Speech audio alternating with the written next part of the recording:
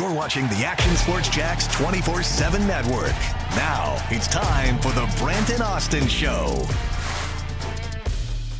Welcome to the Brent and Austen Show, or shall I say the Austen and Kasey Summertime Spectacular for one more go-around before a little bit of a 2-week summer break.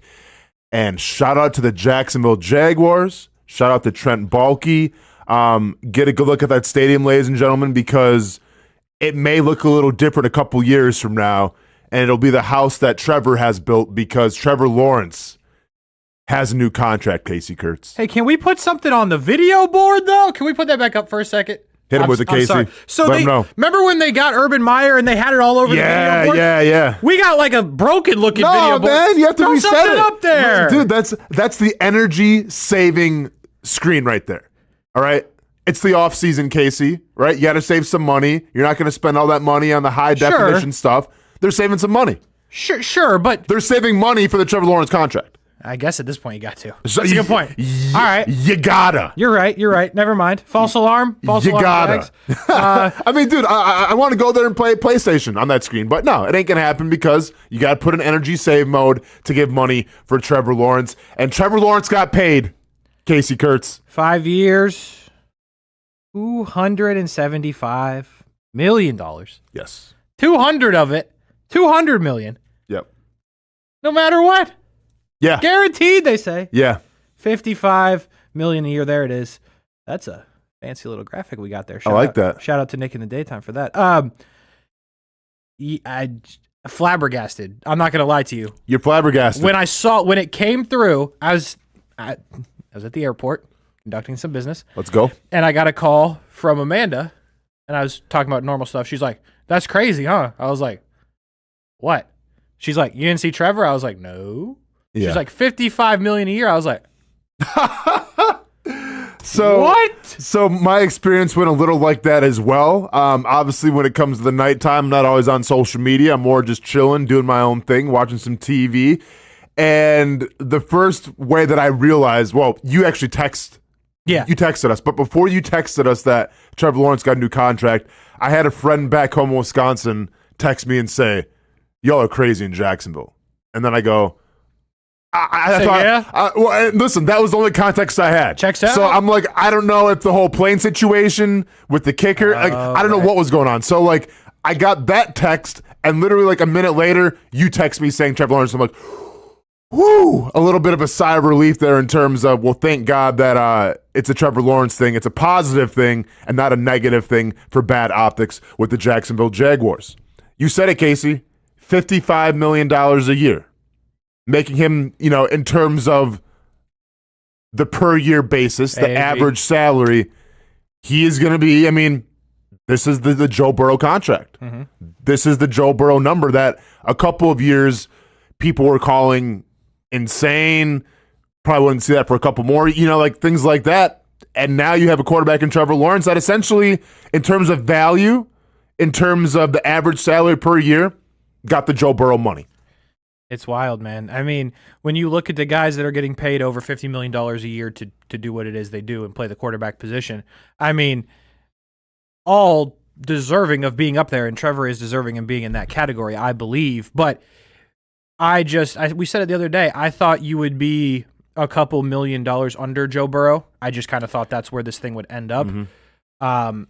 And I'm telling you, man, when it said 55, like if it would have came up and said 52, I know it's $3 million. I understand that this is very minimal once you're talking about $50 million. I get it. But they're all trying to, be the highest paid guy in the league. So I thought 52, like, okay, that's where I thought it was going to be 51. Sure, over 50 comfortably. Yeah. But when I saw that he was, tied with Burrow and AAV, I was like, this is something here. Mm-hmm. It's also, in my mind, it's what you say a lot, I think, also what the money says. Yeah. So it's like, yes, for all the reasons outside of football that they should have paid him. Jags, the person he is, the leader, just the organization and the mistakes, like all those reasons, right? But then the idea to go, yeah, we're not just making you a $50 million quarterback, we're tying you to be the highest paid quarterback in the league. That was certainly a decision. No, it was certainly a decision. And listen, I haven't seen a lot of, there's definitely some people that feel like this shouldn't have been done. It shouldn't have been this much money, and we'll get into that later a little bit. From where I sit, and I kind of echoed these points a lot last week, barring, and once again, let's knock on some wood here, barring a major injury, a major setback, that this guy was always going to get paid. Okay, like regardless of what it looked like this up and coming year, he was eventually going to get paid. Now, on one side, you can say, you know what? Let's go ahead and just let him play out another year and see what he has. But if that's the case, and listen, and I was in that boat for a little bit, but now looking on it, Brock Purdy about to get paid. Mm-hmm. Tua Tagovailoa about to get paid. Jordan Love about to get paid. Dak Prescott about to get paid. The market now, like, I get he's making the same amount of money as Joe Burrow. And when Joe Burrow made his money, this is after a Super Bowl run, right? Some higher numbers, some higher stats, all those stupid analytics that I'll get into later as well. But, you know, it was coming off of a year where everyone's like, yeah, that makes a lot of sense. I think there's some people that think, is it going to be worth it or not? Now, keep in mind, every single year is different, right? He's only taking 21% of the cap as opposed to Joe Burrow's and 24% of the cap.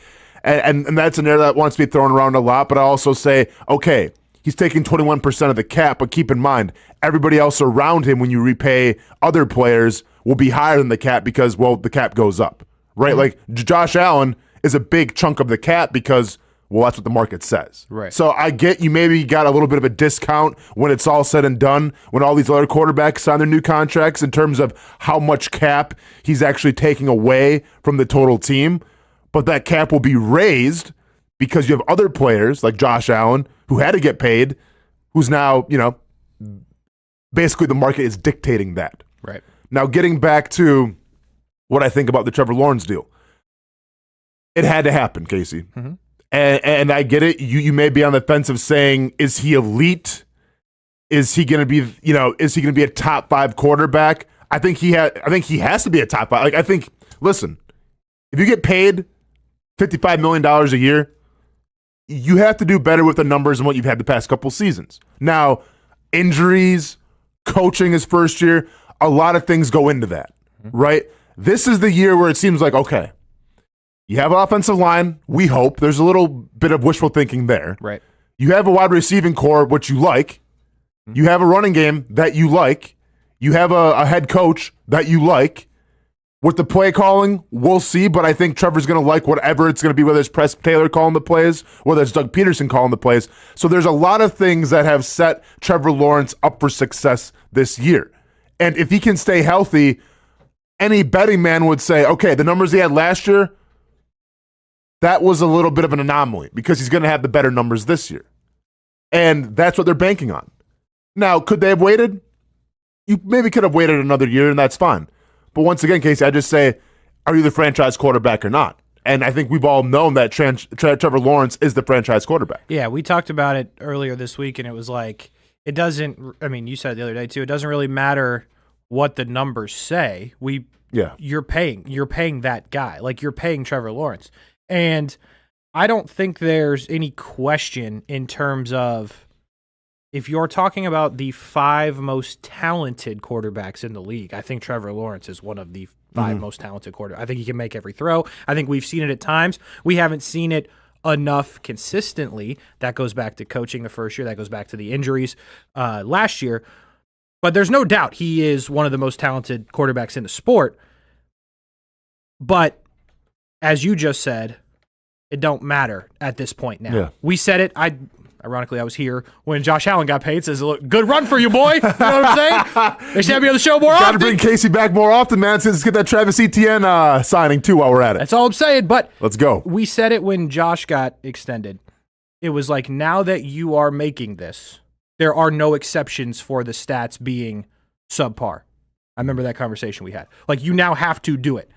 It falls in the same boat as Trevor Lawrence. I get it. When the contract takes over, I understand all those things. But there is no more, and there wouldn't have been anyway, but now especially if you're getting paid $55 million a year, there's no more excuses for anything. Mm-hmm.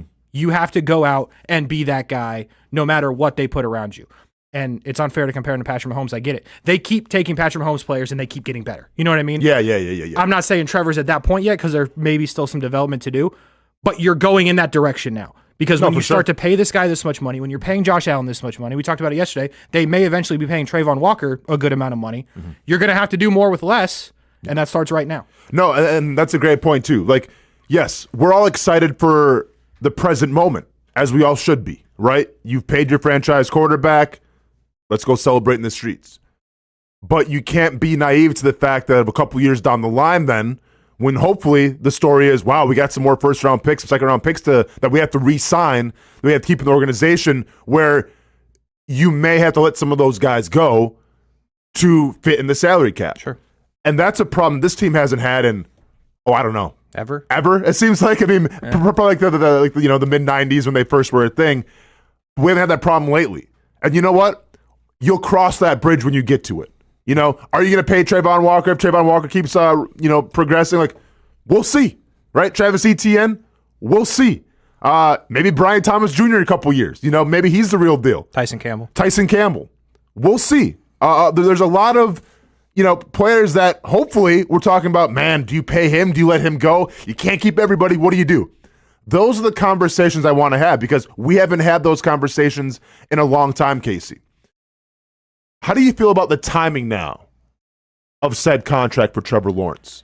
Is this Trent Baalke and company getting out in front of the other candidates in Jordan Love, Brock Purdy, Tua Tagovailoa, Dak Prescott, and saying, let's try to beat that rush because maybe the market even gets reset higher?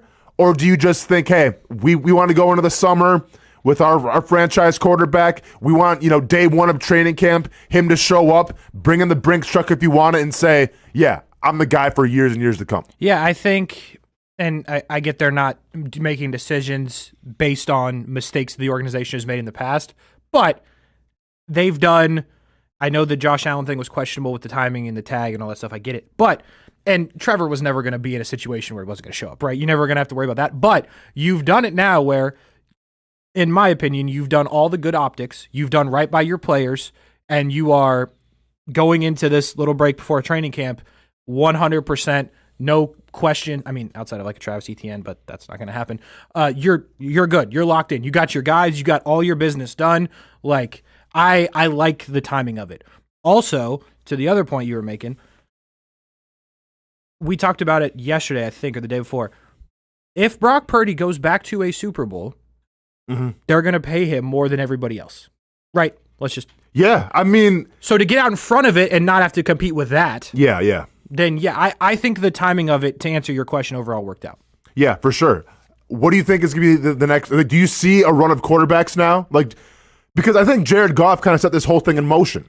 Yeah. A little bit. Because on the outside, and I'm not in Detroit, but I'm not sure how Detroit Lions fans feel about it, but you get the vibe that Jared Goff has earned his keep. A guy who came from L.A., in my opinion, as a placeholder for another quarterback, ends up, far-reaching expectations, and is now the guy in Detroit. And he had to fight for it. And I think he earned that. So he earned the $53 million a year. Now, some people want to say, man, that's a lot of money for a quarterback that may not even be in the top 8. Right? Like you make an argument and say Jared Goff is a top 8 quarterback or not. The stats may say one thing. Maybe what you see on the field says a different thing. But the fact is, he's the third highest paid quarterback right behind Trevor Lawrence. Is Trevor Lawrence a top 8 quarterback? No, I mean, I think you can make an argument right now and say he's around that. But once again, it's a franchise quarterback, Kasey.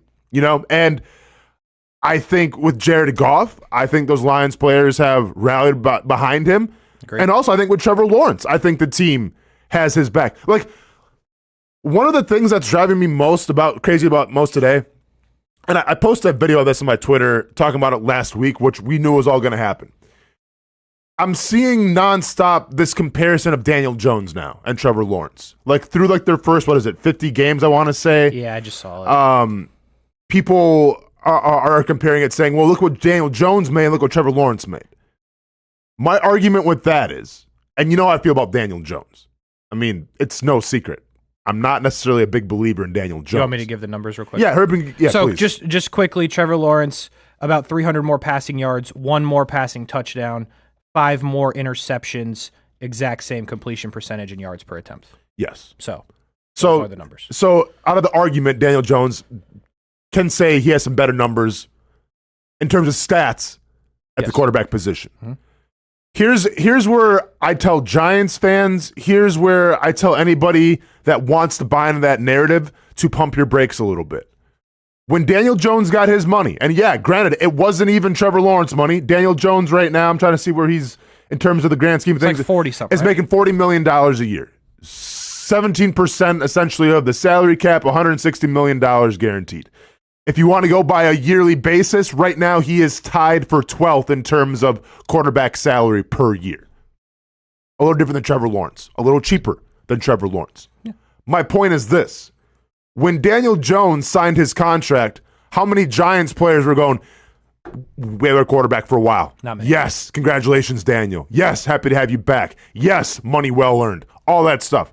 Now, maybe I'm wrong. Maybe I just live with teal-colored glasses, and I didn't see Kayvon Thibodeau. I didn't see a lot of Giants players congratulating Daniel Jones. Maybe that whole narrative just slipped my mind. But I also remember at the Super Bowl, and I forgot who the Giants player was, when they asked them randomly, candidly, about Daniel Jones. And what did the player go? Didn't really say anything. Right? You know how they feel about Daniel Jones in that locker room, okay? Players aren't going to lie, man. Players will tell it how it is. Trevor Lawrence, on the other hand, what do we have? We have players congratulating him. We have players excited for him. We have a team that is embracing Trevor Lawrence. So I think that speaks more volumes than everything, and that's the difference to me. Throw me all the stats of the first 50 whatever games of Daniel Jones and Trevor Lawrence, and I'm going to ask you, what do his teammates think about him? Mm-hmm. And I think it's going to be night and day in terms of how they feel about Trevor Lawrence and that Jaguars locker room in terms of how they feel about Daniel Jones and that Giants locker room. Yeah, I think it's well said. I also think that that's a big part of this that I know Brent has been on for a long time, but it's your teammates, obviously, which are most important, but it's also what Trevor Lawrence can be for the Jaguars, right? The Daniel Jones, if we're going there, is not. Like, and I'm not saying they're disappointed in Daniel Jones, but I'm also saying that they're not pushing Daniel Jones out there to be the star of the Giants, right? Yes. Like that's the Jags, as much as you don't, or some people disagree with paying him because like he's a good dude and all this and all that. Like, yeah, I get it, but also he's the face of their team. He's the guy that you want talking and being the, I guess, the voice of your organization. Mm-hmm. I understand it's usually the head coach, but like I agree with Brent a little bit in this that there is something to be said for that. Not a ton. Okay.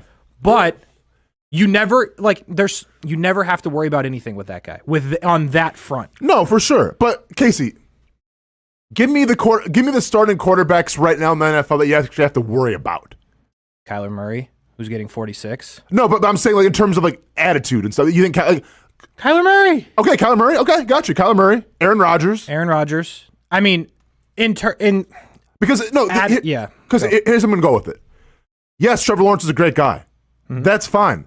Trevor Lawrence isn't the second or first highest paid quarterback, tied for first with Joe Burrow. He's not getting paid this much money because he's a great guy. I get that. Like, that helps and everything, but he's getting paid because he's the franchise quarterback. Like, there's a lot of great guys around the NFL. Like, Jared Goff, I don't think is a bad guy. Like, I don't think he has any issues. Joe Burrow, Joe Shiesty, I agree. Listen, man, I think he's a good guy. Like, yeah, maybe that's one of the common denominators of franchise quarterback. They're all likable and good guys. Now, Aaron Rodgers, outlier. Kyler Murray, if you want to say, can be a little bit of an outlier. Deshaun Watson is the ultimate, but how is that working out in Cleveland right now? Not good. Yeah, it's a dumpster fire. Yeah, I mean, don't get me wrong. I'm not saying they added $6 million a year because he's a good dude, but yeah. I just think that in an organization where this is maybe a little unfair, but since Baselli was not a player anymore, mm-hmm. who's been that dude, like your face of it, right? Yeah. You had all those years where it was questionable, right? Extremely questionable. You had Maurice Jones-Drew, who was like a fantasy. People loved him for fantasy. He was a fantasy darling, yeah. But again, your running back is not your face and your voice of the organization. Like, it's not supposed to be. No, it's supposed to be your franchise quarterback. Sure. And I think there are some teams that they had to pay Kyler Murray. He's great on the field. I don't necessarily know if you want him up there speaking for your organization. Mm-hmm. you want Trevor doing that. So again, I'm not saying it's a massive thing, but I think it, as you said, it didn't hurt. No, and listen, I understand outside of the field of play. Okay, yes, you're going to get a new stadium. You're trying to push for that right now. Yes, you need a guy that's going to have good optics, all this stuff, that's fine. But like the last thing I need is Trevor Lawrence out in the community saying on a commercial, hey, make sure you vote yes for a prop, whatever, to get the new stadium. Like, you don't need him to do all that. I get you. All you need Trevor Lawrence to do is win football games. Okay? And listen, if and he's not going to do this, but if he wanted to get cocky, if he wanted to take it and say, like, yeah, I'm the next biggest thing, then so, as long as you're winning football games, like, that's awesome that Trevor Lawrence is great for the community. That's great. That's what you want. He's not a detriment. Like, all I can say is Trevor Lawrence, does he represent the Jaguars in a good light or a bad light? That's all I need to know. Good light. Never shown anything to me where it's like, man, I'm worried about Trevor Lawrence. That should be the end of the conversation. Now let's go out there and win football games. Yeah. That's what a franchise quarterback does. And you're right. That's what it comes down to. I mean, you got to win. You got to win often. And if you are getting paid $55 million a year, which you will be, you got to figure out how to win a championship. Correct. There's no question about it. I understand Mahomes still plays. You got to figure it out. Yeah. Because the other guy that's getting paid $55 million a year, although has not won a championship, has figured out how to beat Mahomes in the playoffs. He's one of the only humans alive that has figured out how to beat Patrick Mahomes in the playoffs. So now you got to figure that out if you're Trevor Lawrence and the Jaguars. You're talking about Joe Burrow, obviously. Yes. Is that you think that's why Joe Burrow got paid so much at that time? Dude, I think it played because it had to. I think they look, and I understand how much of that is their defense too and their coach. I get it. It's a lot of things, but also there are, like, it's him and Brady. Like, and yeah, that's it, I think. So you figured out a guy that can stare down that barrel of Mahomes, not be intimidated, on the road, go out there and play. So I do think that played into the Joe Burrow part of it. Sure. But now if you're Trevor and the Jags, you got to figure that out. Now, granted, you got some other things to figure out before you beat Mahomes, like, hey, we got to win the division again. We got to overtake the Texans. But I'll ask you this. They have to win a championship if Trevor Lawrence is getting paid $55 million a year, right? Yeah, I mean, that's why he's getting paid what he's getting paid, right? You're in this business to win championships, okay? Now, you know how I feel about the whole Press Taylor thing? Sure. Are you having him call the plays because you're trying to prop him up on a podium to get a head coaching job down the line? I don't know. But all I know about the game of football, man, and I'll say this until the day I die, and maybe I'm naive, maybe I have blinders on, but the whole point of being a coach, a player, is to win championships. Like, yeah, money's a motive, okay? Legacy's a motive, right? Accolades can be a motive, but it's about hoisting that Lombardi trophy over everything else. So, yes, he is now the highest paid quarterback in the NFL in some metrics. He's expected to take this team to a Super Bowl. Like, that's why you paid him what you paid him. Yeah. You said, we have our guy, finally, it seems like, now let's go to a Super Bowl. And what's crazy to me about that is, and it's similar in Philadelphia, but when you look at the guys that are getting paid over $50 million. And by the way, Casey, so we have, just to set the precedent real quick, we have 6 players right now over $50 million. Okay. We got Joe Burrow, Trevor Lawrence tied at 1, Jared Goff, Justin Herbert, Lamar Jackson, and Jalen Hurts. So the only one that doesn't fit, but it's a different circumstance, I think, is Herbert, because Herbert's immensely talented. Yeah. But the rest of those guys, what's interesting to me is when you talk about Jared Goff just got paid and there's no questions about the head coach. And I guess where I'm going with this is, if the Jags underachieve again, are there questions about Doug Peterson? It's a great question, and I think, go ahead. So I think it's not funny, and that's not the right word, but I think it's interesting that you pay the quarterback, but still we're in this thought of like, well, if that guy doesn't perform, then we might be out on the head coach. But you just paid it's just a weird dynamic, I think. And Philly's in the same one because they were talking about Sirianni being out of town at the end of last year, which is madness to me. By the way, I think it's madness if Doug Peterson's out of town for winning 9 games as the head coach of the Jaguars. But I think all those other guys, like, in a way, solidified their head coaches. Again, Herbert's the outlier. And then these ones, it's like, okay, well, we gave $50+ million to the quarterback. You better win to save your coach, basically. No, you know what? It's a great point, Casey. You know what, Nick? Let's go ahead here let's go to break. I think we're going to expect Brent Martineau here on the road on the West Coast, going to chime in a little bit, share his thoughts, hopefully around 10:30. So let's go ahead and take a break real quick. But Kasey, I want to bookmark that point. How much obviously Trevor Lawrence is going to be pressure now. Absolutely. But how much pressure is on Doug Peterson now? Because you're an offensive guru. You're a quarterback whisperer.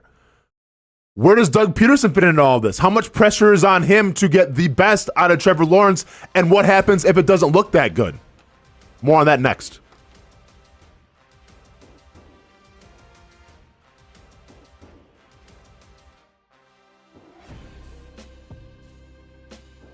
Everyone loves a good game night. Here you don't have to be the host. You don't have to clean up. They bring the food and drinks to you, and you can watch whatever you want on the big screens. It's more than a card room. It's a night full of fun with friends. Best Bet Jacksonville, Orange Park, and now the newest location here in St. Augustine, right off 95 at exit 311. A brand new clean room, a full bar and menu, my favorite sushi in town. And I love the fries too. You don't have to just play poker at Best Bet. That's why I come over here to the table games and play one card poker. That's a pretty good card and a win. One card poker is like war as a kid, you against the dealer. And this isn't the only fun table game to play. A friendly staff, a lot of fun. It's a good night out at Best Bet Jacksonville, Orange Park, and the newest location in St. Augustine. You can be a serious player or a novice. It doesn't matter. If winning equals fun, you're a winner every time at Best Bet. I'll save you a seat, and I'll see you down here at Best Bet St. Augustine. Oh man, it is that time. I love being outside, but it is just so hot. Oh my gosh, I cannot be outside. Well, it doesn't have to be. As a matter of fact, I've got the perfect solution for you to be able to stay outdoors and not look like this guy. GW Outdoor Solutions has the solution that will help you create areas of shade with their automated retractable awning. As the summer months inch closer, the high temperatures will be right there too. With GW Outdoor Solutions, go from scorching to cooling in no time with one simple push of a button. These innovative shade solutions not only provide protection from the sun and rain, but also add style and functionality to your home. Let GW Outdoor Solutions transform your backyard into paradise. Check out gwoutdoorliving.com for your free estimate.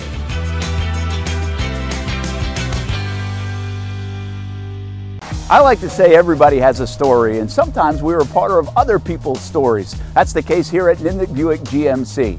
My family and the Nimnicht family. We've purchased 6 different vehicles from Nimnicht Buick GMC. Maybe you're in the market for a truck. Well, let me tell you about the GMC Sierra. I absolutely love mine. I've had a couple of these. This one's a 2020, but right now on 2024 GMC Sierras here at Nimnicht Buick GMC, there's special financing. A year ago, we purchased a GMC Terrain for the kids. Financing rates as low as 0.9% for eligible buyers on Terrains and no payments for 90 days.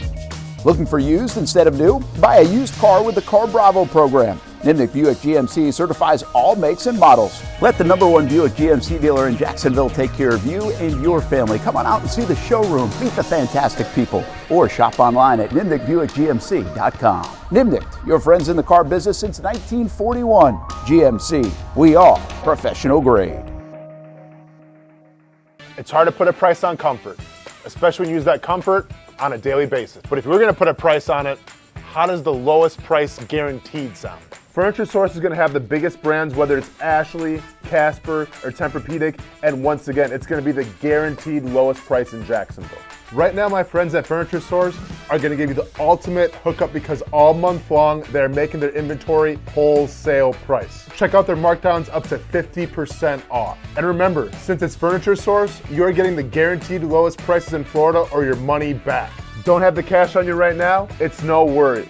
Shop endless options to suit your style and budget and enjoy 36 months off with no interest financing. Why use your money when you can use theirs? Whether it's beds, couches, tables, or chairs, Furniture Source is going to have exactly what you're looking for.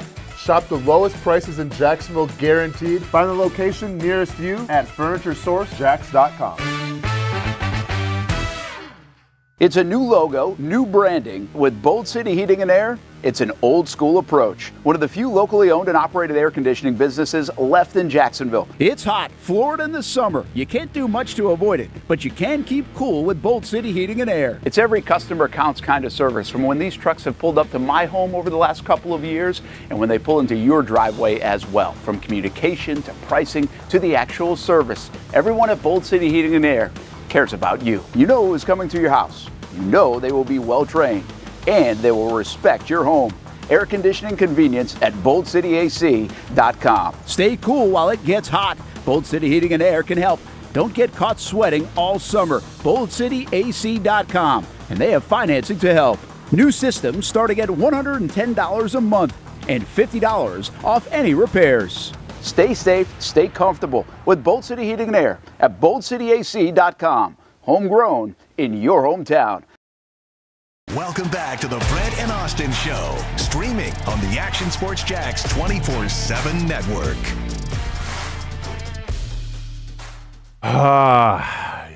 Like I said in the first break, or the first intro to the show, take a great look, Jags fans, because it will be different in a couple of years. It'll be the house that Trevor built, and hopefully when it's all said and done, 10, 15, 20 years from now, Kasey, we're talking about a new stadium and a Trevor Lawrence statue outside of it as he leads this team to a Super Bowl. Wild, huh? Very wild. Welcome back to the Austen and Kasey Summertime Spectacular, the last day. Bam, bam, bam, bam, bam. Brent Martineau on the West Coast, trying desperately like a man in need in the desert of some water, trying desperately to find some Wi-Fi right now in a Starbucks, from my understanding. Which is one of the most unbelievable things I've ever seen, because it's not believable he's in a Starbucks with Wi-Fi? that's the most believable thing of all time. What stuns me is bro's not staying somewhere that has Wi-Fi. Got like you're telling me Brent is in some hotel that the Wi-Fi is shaky. Like you can't tell me bro's Four not Seasons. at like the Come on, man. Ritz-Carlton or something. Yeah. Well, You know come on. what I mean? The Ritz-Carltons, they got like, come on. They have like cable. They have everything you need. Bro, I stayed at the Comfort Inn in Detroit. They had Wi-Fi. Dude, I was in the extended stay in Detroit when I played for the Lions. And we had you weren't. Extended. So here's the thing. When I played in Detroit, That's just no, insane. get this. So they put me like in a suite in the Ford Hotel for the first week. Okay. I mean, Kasey. Yeah, I bet. Okay, I'm not sure if you've heard of the Ford, company Yeah, before, yeah. but they're in Detroit. They're kind of a big deal. And spoiler alert, the hotels, I believe that. pretty nice. Oh, I think we got him coming up. Yep, let's go and take me out. There we go. A-Train 92 coming in. Anyways, though. Yeah. But no, here's the story. So, yeah, the first week in Ford, beautiful. I had to leave in the second week, and Calvin Johnson even invited me to stay at his house, which I should have Right. taken him up on. But dude, I'm like, I'm new. You're Calvin Johnson. I'm kind of remember that part of the I'm kind of starstruck. Like I'm all good. So they put me in an extended stay That's just foul. in the middle of Dearborn, Detroit. You play in the NFL though, huh? Now listen, not gonna get like beautiful people working there, but if I was gonna leave like a Yelp review, Not good. you're getting 1 stars. Yeah. There was a homeless problem. People would sneak in during the middle of the night, sleep in the laundry room, a lot of the things. And I remember telling my friend Bro, the you're story. in the NFL. No, that's exactly what my best friends go say. Did you ever imagine when you got drafted that a couple years later you'd be living in an extended stay trying to live out your dream with a homeless person problem? I'm like, That's wild. sure didn't, man. That's the most insane didn't. thing I've ever heard in my life. Hey, people think it's like all glitz and glamour, man. You want to think it's all $100 million contracts. Nah, man. We have to go through it too sometimes. That's just wild. That blows my mind. But All right. Well, we had a teaser. Do we have Brent Martineau? Nick? All right, Nick in the daytime, pushing all the right buttons. Can we bring him up, or are we just going to... there we go. Brent, never looked better, man, on that West Coast. That sunlight's treating you well. What do you think, Trevor Lawrence? Yeah, I haven't seen sun, by the way, in forever. It's just been foggy. I think the sun was trying to peek out this morning, bright and early here in California. But hey, guys, listen, we jumped in with it yesterday. We've been talking about this for months. You guys just been talking about it.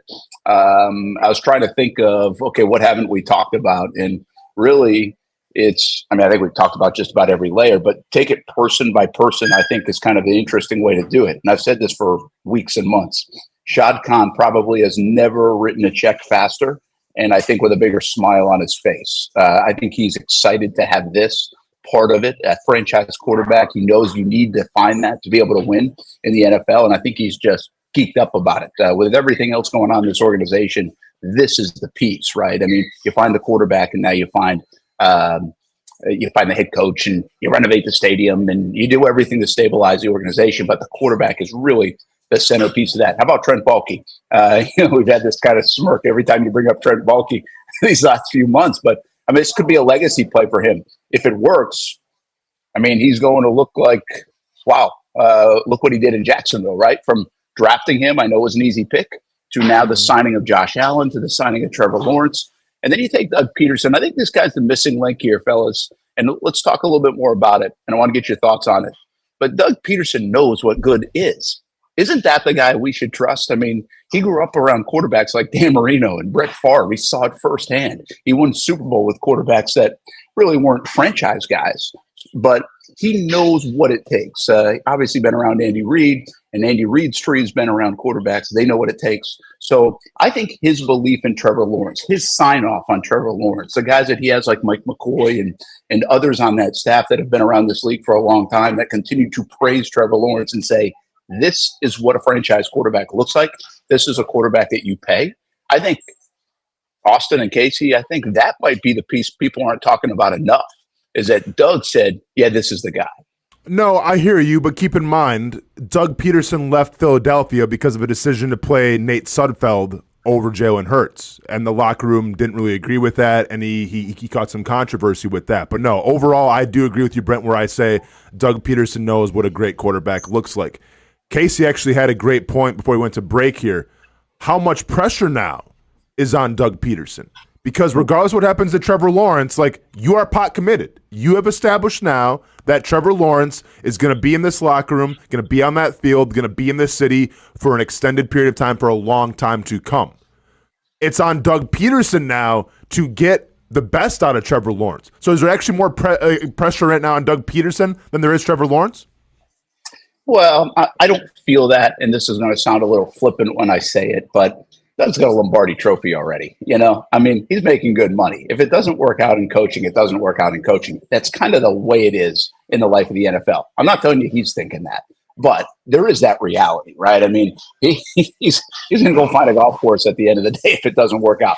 But I think what you're basically referencing is how much of a legacy play is this for him? He's got a chance to win with the Philadelphia Eagles, with the Jacksonville Jaguars. Can he get the most out of Trevor Lawrence? Can he be the guy that helps tutor and mentor and develop the next great quarterback in the NFL? And to that, Kasey, I think there is pressure. I think there's legacy again. I think there's internal ego with this business, right?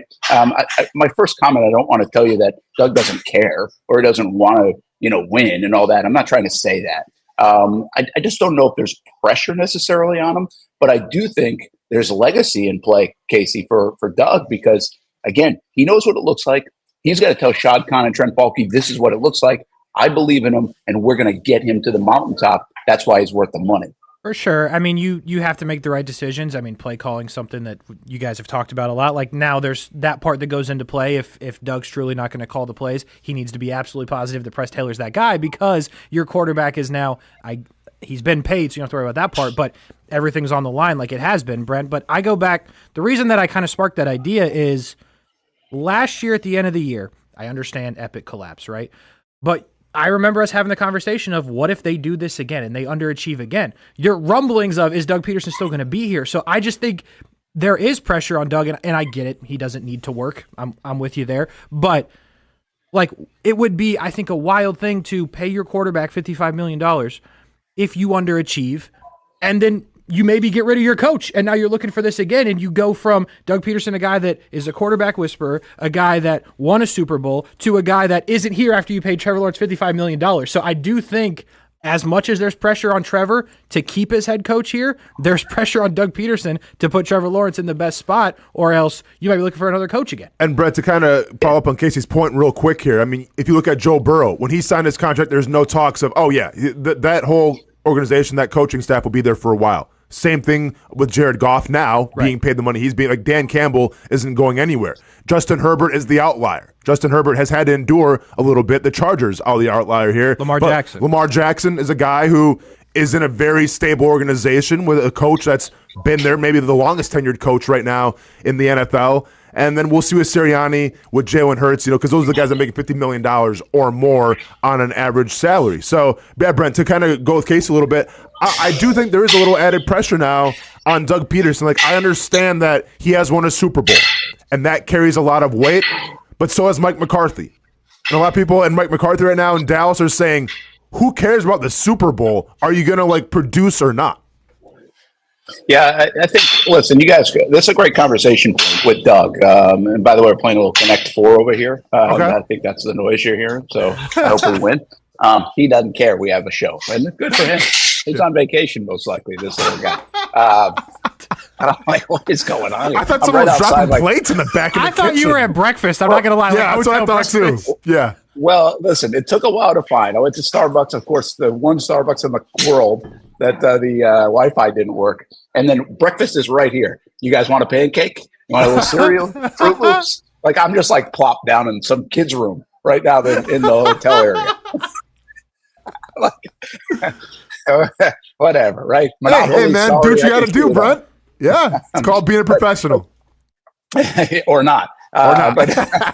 But back to this is what's cool, I think, about this conversation with Doug and really and Trevor, because I want to keep reminding myself of the conversations, Kasey, we've had, and Austen, if you go all the way back to when he was drafting, we were on ESPN 690 and we were doing these shows. And there are a couple of things that I kept saying, or we kept saying, and you were sort of hoping at that time, you didn't know, but this was a guy that always won, right? I mean, he knows how to win, and Doug knows how to win. Doug's been around winners. Doug has won himself. And so I really like that. I don't think we can lose sight of that. These guys know what it takes to get there. Now, Trevor doesn't know what it takes to get there in the NFL, but you got a feeling when you know how to win at all levels, you'll eventually figure out how to win. And I love that about these guys. I also think the fact that they're married together gives you the opportunity to have something that everybody dreams about in the NFL, that quarterback coach combo, that Reed Mahomes, that Brady Belichick, all those kind of combos. Now, sometimes they morph into different, regimes and things like that. But the bottom line is if you can keep coach and quarterback together for a bit, your chances of winning really go up. And then let's just domino effect this a little bit. This situation, Trevor's situation, if he performs to where he needs to perform or everybody wants him to perform, probably gets a guy like Press Taylor a head coaching job somewhere as well.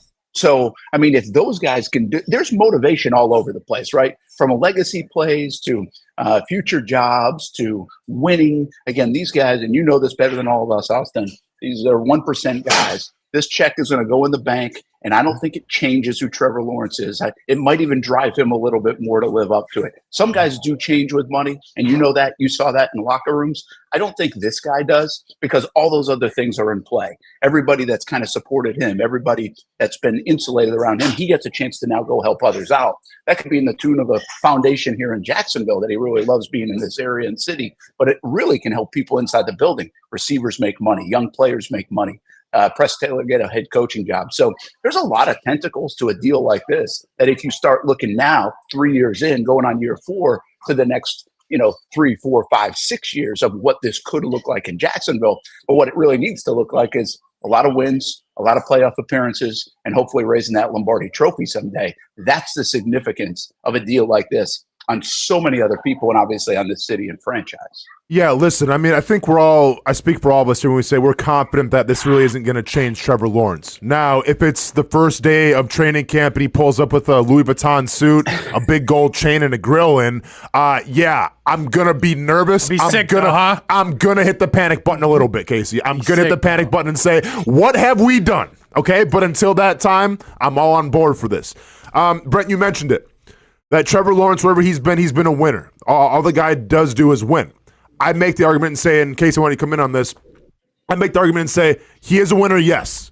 Now, I don't know his high school resume in terms of the teammates that he had, the coaches that he had, but I do know in college he had a great environment to flourish in.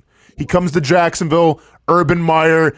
It wasn't a match made in heaven. We were excited for it. A lot of people were excited for it, but it didn't work out. Right. It was a nightmare, and it was a detriment. And one could say that detriment, the detriment of an offensive line that kind of let him down last year, All those things could have been put into play in terms of why Trevor Lawrence got paid so much. Because if I'm the agent, I'm going, look at what my client had to go through the first year of Urban Meyer. Look at my client had to go through in terms of the weapons, in terms of offensive line. Those are all things that counted, I think, in Trevor Lawrence getting paid what he did. But now, Kasey, comes the question.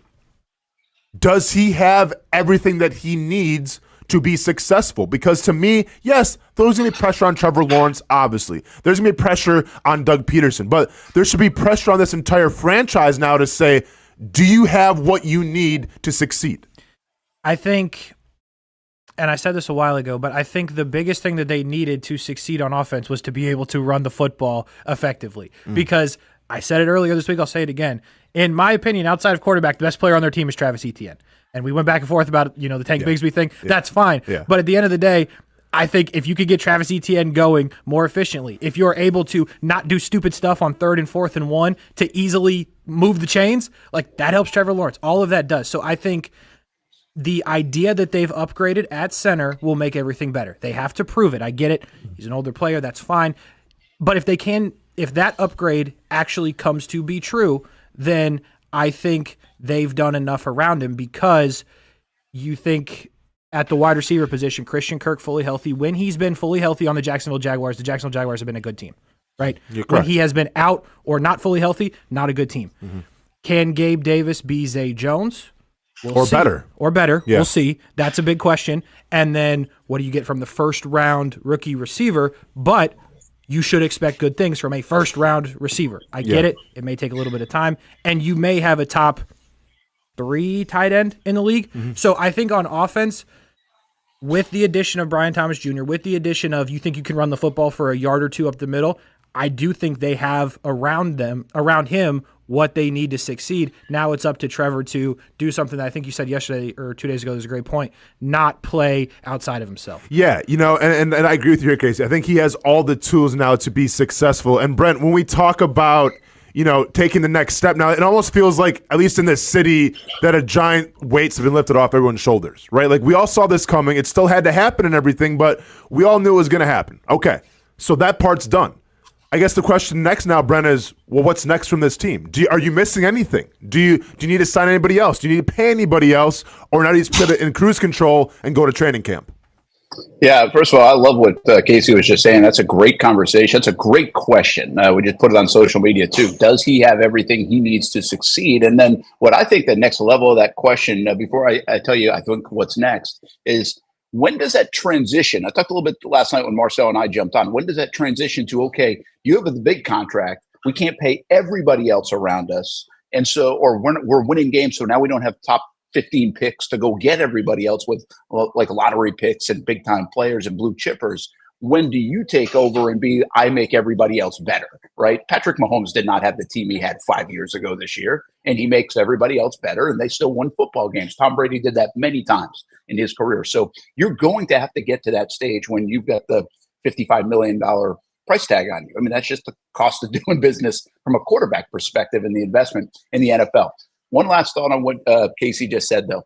They have invested, guys. Forget about the players and how you think they are. Just look at the investment they've put around Trevor. His deal now, ETN first-round pick, Bigsby actually third-round pick. They went out and got a free agent center where they thought they messed up on the center position most likely and upgraded. They've got a $20 million right guard. They've got a first-round right tackle. They've got a $21 million left tackle. They just paid their Ezra Cleveland a new deal. They paid their tight end. They paid Christian Kirk. They paid Gabe Davis. They went and got a first-round pick in Brian Thomas Jr. I mean, they're invested, and obviously in their staff and Doug and everybody else. He's making good money. I mean, they are invested around Trevor. Now, did they make all the right decisions? Did those guys do their job? How does it all mesh together? I mean, we don't know that until Sundays in September. But the bottom line is, I don't know how you can sit here and say they're not invested around Trevor. They have done everything to put him in a really good position, I think, for what they believe is a top 10, at least, quarterback in the NFL, where he now has to go deliver. All right, what's next? Well, really next, I think, and I think this was, I got to be careful here. I do not think this is why the deal got done, but I think it was a little extra motivation to make it happen now instead of before training camp on the Jags' part. June 25th is coming up. That city council meeting with the renovation of the stadium. Why not check one more box? Get everybody buzzing in Jacksonville. get everybody feeling good about their guy who's going to usher in this new stadium by the time we get to 2028 and then into the 2030s decade and say, here's our guy, the house that Trevor built, right? Why not? And I think they just did that with about 10, 11 days to go now until that big vote most likely or could happen with city council and that new renovation. So that's really what's next in the next couple of weeks. Beyond that, from a playing standpoint, I think you got to keep an eye on Tyson Campbell. How do they feel about him? They've got the funds to be able to do something there if they want. He's going into his fourth year. Remember, he was in that same draft class at pick number 33. How do they feel about Andre Cisco? Is that a deal that they could get done? I'm high on Cisco. I don't know if they're as high as I am. I think that's a tough position to find, though. And I think he continues to be an ascending player. He's going into year 4. Do you need to do anything? I don't think you need to do anything with either guy. You didn't need to do anything with Trevor Lawrence, but you could do something with both of those guys. Outside of that, I don't see a lot. The only other thing that could happen here is you get a really tasty offer for a tackle. Whether it's Cam Robinson or a Walker Little or somebody like that. But that would, I think, come closer to the start of the regular season or around the trade deadline. And quite honestly, guys, I think the Jags want all 3 of these guys on their roster. They want to protect Trevor, their investment as much as possible. And looks like Walker Little could be the odd man out, at least at the start of the season for that. But they have depth, better depth than maybe anybody in the National Football League. So I'd keep an eye on Campbell, maybe Cisco. And I would say outside chance of a trade move, but it would have to be a really sweet offer, I think, for a guy like Cam Robinson. I don't think he's going anywhere. I'm just trying to think what could happen in terms of the roster over the next couple of months. 2 things you mentioned here, Brent. Number one, whether this deal got done because of the new stadium stuff coming up, like that could very well be a possibility. Were they trying to get out in front of Brock Purdy, Jordan Love, Dak Prescott, Tua? That could be a possibility as well. I understand that we all think this deal is going to go through, right? And you're getting a new stadium. And it will be the house that Trevor Lawrence built. But I want the house that Trevor Lawrence built to be with bricks that he's laid on the field, not with bricks that were political, trying to get people to rally and vote. Because I understand, like, you're the face of the franchise, and maybe that goes into things, but like, I don't need Trevor Lawrence to be Mr. Community, Mr. Duval. I just need Trevor Lawrence to be a great quarterback on the football field. Do you run the risk a little bit of, like, asking too much of him? Like, hey, Trevor, go out there and make sure people are voting the right way. Hey, Trevor, go out there and make sure you kiss babies and shake hands. Like, I don't need all of that. All I need the bricks to be built are what he does in the field. So that's my first thing. I'll let you answer it, Brent. Yeah, I don't think so, Austin. I don't think they're going to prop him up like that. I don't think that's fair to him. I don't think they feel like that's fair to him. I just think this is a little bit of a subconscious thing, probably, and you can kind of say that, right? I mean, if you're Mark Lamping, if you're Mayor Donna Deegan and you're presenting this thing and you're fighting through a couple of things and you're like, look at where we are. We need the one more box. I mean, they've invested in 2 cornerstone pieces. The football team looks like it's going to be good. Get a Super Bowl winning coach. You get your quarterback into the next decade. I mean, those are nice things to be able to say and sell and get us all to buy into, right? I mean, I think we're buying in a little bit on that. I think they could too, especially people that really care about the city, trying to do right by the city. I don't think it's the end all be all. I just want to make that clear. I just think it's a little bit of a one more notch, and why not use it in your back pocket now that it has happened. But I don't think they're going to use him like that, Austin. I don't think it's fair to him. But I will say this. You're not putting too much pressure on Trevor Lawrence. He understands it. That's what I like about this guy. You could ask that about Zach Wilson. You could ask that about a Trey Lance. You can maybe even ask that about a Justin Fields or a Mac Jones. Nobody maybe in the last 10 years, but especially in that draft class, has dealt with the pressure, the weight of the shoulders like Trevor Lawrence has since he was in 7th and 8th grade. Everybody saw this coming. He has lived up to it. And I say this all the time, and it's kind of a weird thing to say. He's comfortable in that kind of position. He is a guy that is more comfortable in the position of saying, hey, count on me to get it done, than looking around and asking somebody else to get it done. He's got to deliver. But I think he's comfortable in that setting, if that makes sense, which is why I think he's such a cool piece to this whole puzzle at 24 years old. We get to watch him grow up. He loves being here. You can already tell he loves the city. He wanted to be here. This is why this thing got done first. Remember you asked that question, Austin, who's going to get the deal done first? This is why it got done, because they both wanted to get it done. Like this was probably as easy of a negotiation, and I'm just speculating, easy of a negotiation for a deal of this magnitude maybe there's been. They didn't even use the deadline of camp. which they could have used against each other. They got this thing done a day after minicamp, which to me showed how much they wanted to get this thing done. But no more. Yeah, plenty of pressure on him. I think he handles it fine, though, and I don't think he cares about that part of it. Brent, the other thing that you mentioned, and real quick, are they playing Connect 4 or Connect 16? But Kasey, you actually brought this up a little bit, Kasey.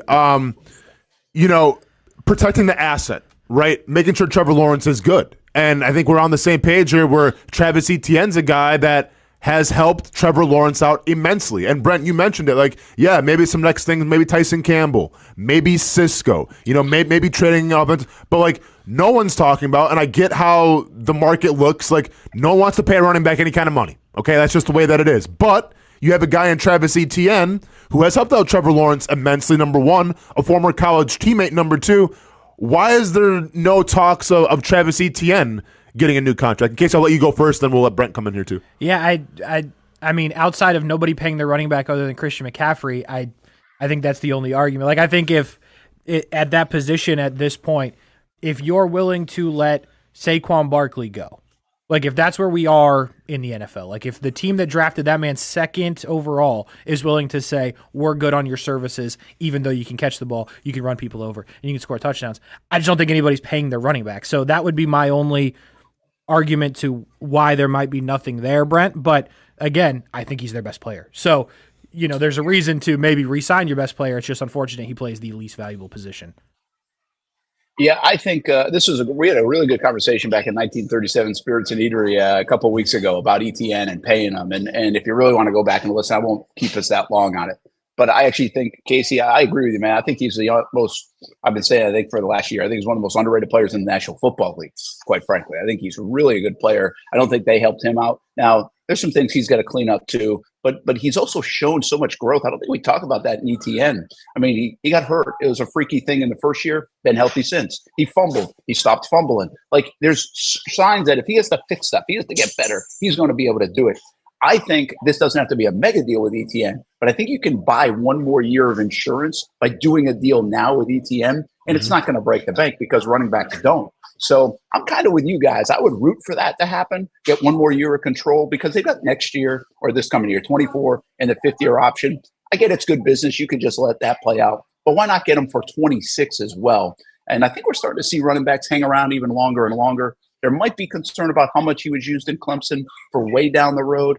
But I'm with you guys. I would applaud a deal, obviously a reasonable deal with Travis Etienne. I think that's another guy you could throw in. I just don't feel like the odds are in the favor of that to happen. I think it makes more sense to go sign a cornerback. If you really believe in Tyson Campbell or even a safety in Cisco, that probably makes more sense the way the NFL is working these days. But I'd be a big advocate for Etienne. And by the way, could there be a chance that Trevor Lawrence is an advocate for Etienne?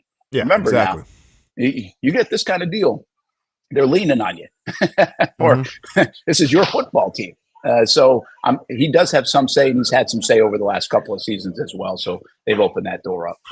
Brett, to kind of put a bow, as you like to put it, on this topic here a little bit, I'm a little surprised in terms of, I guess, I haven't really seen a lot of obviously Twitter is one thing, right? But from the national pundits, I don't see too many people questioning, how much money Trevor Lawrence is making now. I don't see people saying, well, why is he making more money than, Justin Herbert? Why is he making more money than Lamar Jackson? And I'll be honest, I'm a little surprised by that because Jacksonville, for a lot of the time, seems to be, the butt of all the jokes and everything. And I thought this was going to be a perfect time for people to come after Jacksonville once again and ask, what are you doing? Now, it's not perfect. Some people have opinions about it, but are you a little surprised just how the outside world is kind of handling the Trevor Lawrence situation? Yeah, I've been looking at that too, and I'm seeing a lot of the national headlines. And I don't know of an eloquent way to say this, as we've talked about this over the last few months, Kasey, but there is this belief, and you might watch the national guys even more than me, but there's this belief in Trevor Lawrence. There's a belief that he is good, that when you get labeled generational, when you see some of the things that we've seen, because it's not like we haven't seen upside. I mean, there was a stat out there, I can't remember the exact number, but somebody put it out on Twitter. It was like he was 15-4 in a stretch of 19 football games before he got hurt. And the 3 of the losses were to the Kansas City Chiefs. And those weren't like blowout losses, by the way, guys. Like those were losses where the Jags could have won like all three of those games. So, I mean, that's what this deal was built off. That stretch of football where you saw that's what it can look like. We got to get him back there. We got to keep him healthy. We got to put pieces around him, block for him, catch for him, all those things. But that right there, that sample, whatever you want to say, 17 games, 20 games, 19 games, when you go back and I define it, that's why this deal was done. And Kasey, I think that's why the national folks also look on that. They're like, this dude was one of the best guys in the league. That's what we were talking about. We were leading every Good Morning Football or CBS this morning, or not CBS this morning, but, pregame shows and postgame shows and ESPN shows and all these things. And we were talking about this generational talent because it's in there. Now the Jags just have to prove it. And by the way, I think the player gets a little bit of the benefit of the doubt here because the Jags organization over the years hasn't been that great. So you're not going to give the organization benefit. You're going to give the player the benefit to say it's up to the organization to get the best out of him. Yeah, I would also say I think if you take the jersey that he wears out of it and you just say to people, for the second contract that Trevor Lawrence will get in the NFL, if you say this before he was even drafted, plays, whatever, he will be the highest paid quarterback in the sport. I don't think many people are arguing with you because he was labeled generational. You know what I mean? So I think if you take the teams out of it and all that, I think it almost was like, yeah, okay, I could see that. I might not have watched all of Trevor Lawrence play, but from what we heard about him, he was supposed to be great. Clearly he is. So I think there's a part of that. And then I think there's a part of it where I said this when we started the show, the stats will say one thing, the quarterback ranking list will say one thing. I don't think there's an argument to be made that Trevor Lawrence is not a top 3 talent-wise quarterback in the sport. I think that's why Justin Herbert got paid. The numbers are what they are, but Justin Herbert's extremely talented. I think Trevor Lawrence has shown he can make all the throws. He can make plays. They have not won enough. He's turned it over a little bit. I get it, all those things. But if you're talking strictly talent and what you can do on the football field, I think he's top 3 at a minimum, top 5 in the sport. So you look at the talent, you look at everything that we'd heard about him coming out, and I think that's why to the national folks it's like, well, yeah, this makes sense. When you sign an edge rusher to a monumental deal like you did with Josh Allen, like it was very easy for us to come on the next day and say, what are expectations now, right? You have to get, I'm going to need at least 12 sacks from you, Josh, right? Like that's going to be on point with what we need from you. Hopefully the defensive line around you can elevate their play as well. That's what it looks like when it says you're earning your money, it's working. We have established with the quarterback position, it's different. It's not all stat driven. It's more of what can the team do around you as well. So a question for both of you guys now. Now that Trevor Lawrence, you can say he is the highest paid quarterback in the NFL, tied for first to Joe Burrow right now on an average salary yearly basis. What does Trevor Lawrence have to do this year? I get down the line, yeah, Super Bowls, we're celebrating all that stuff, but let's take it one step at a time. You have to walk before you can run. What does it need to look like this year for Trevor Lawrence for us to say, you know what, that was money well spent and it's working? I think it's 3 things, guys. He's got to clean up the fumbles, right? You got to be, what I said about Travis Etienne, I appreciate that about a player when they kind of clean up something that they weren't doing well. I see why the fumbles have happened, most of them. I think some of them have been a little goofy too. Clean it up. Stop fumbling the football. Stop giving it away. Make smarter decisions, right? Live another down, all those kind of things. I think that's important. Get them back in the playoffs and take over the AFC South and have a chance at the dance. That's all. I mean, I can't predict that you're going to go to the AFC Championship game. That's too hard to do. It's a loaded AFC. And then the last one is just flat out win. I mean, like sooner or later you're gonna have to win. But I mean, I shouldn't say that's not. I mean, that's probably a down the road like win-win. First of all, get back in, win-win. But I'll give you one more because you say this, Austen, so I'll appease you here. And I think you're right, though. Oh, the more please. I thought about it. I love being appeased. I think he has to have, and I don't know if this is the year you have to do it, and maybe it can be moderate level. I think you do have to get into the 30s throwing touchdowns. And I think you have to be around 10, 11, 12 picks or less. Like, I think you have to have one of those years because to me, what separated it, like the Burrows and Herberts, Herbert, I just saw this morning, his record's like 30-33. Yet we've crowned that guy, right? I mean, the reason why is because people love fantasy football and stats. So you got to appease that part of the population to say, hey, 32-11 is a really good year, right? And maybe he gets someday to 38-9 or something like that. But if he could come out of the gates this year and go 30 plus and low teens picks and limit the fumbles, and then on top of that, get him back in the playoffs, checkbox, checkbox, checkbox. To me, those are like 3 things that would make everybody feel good, Kasey.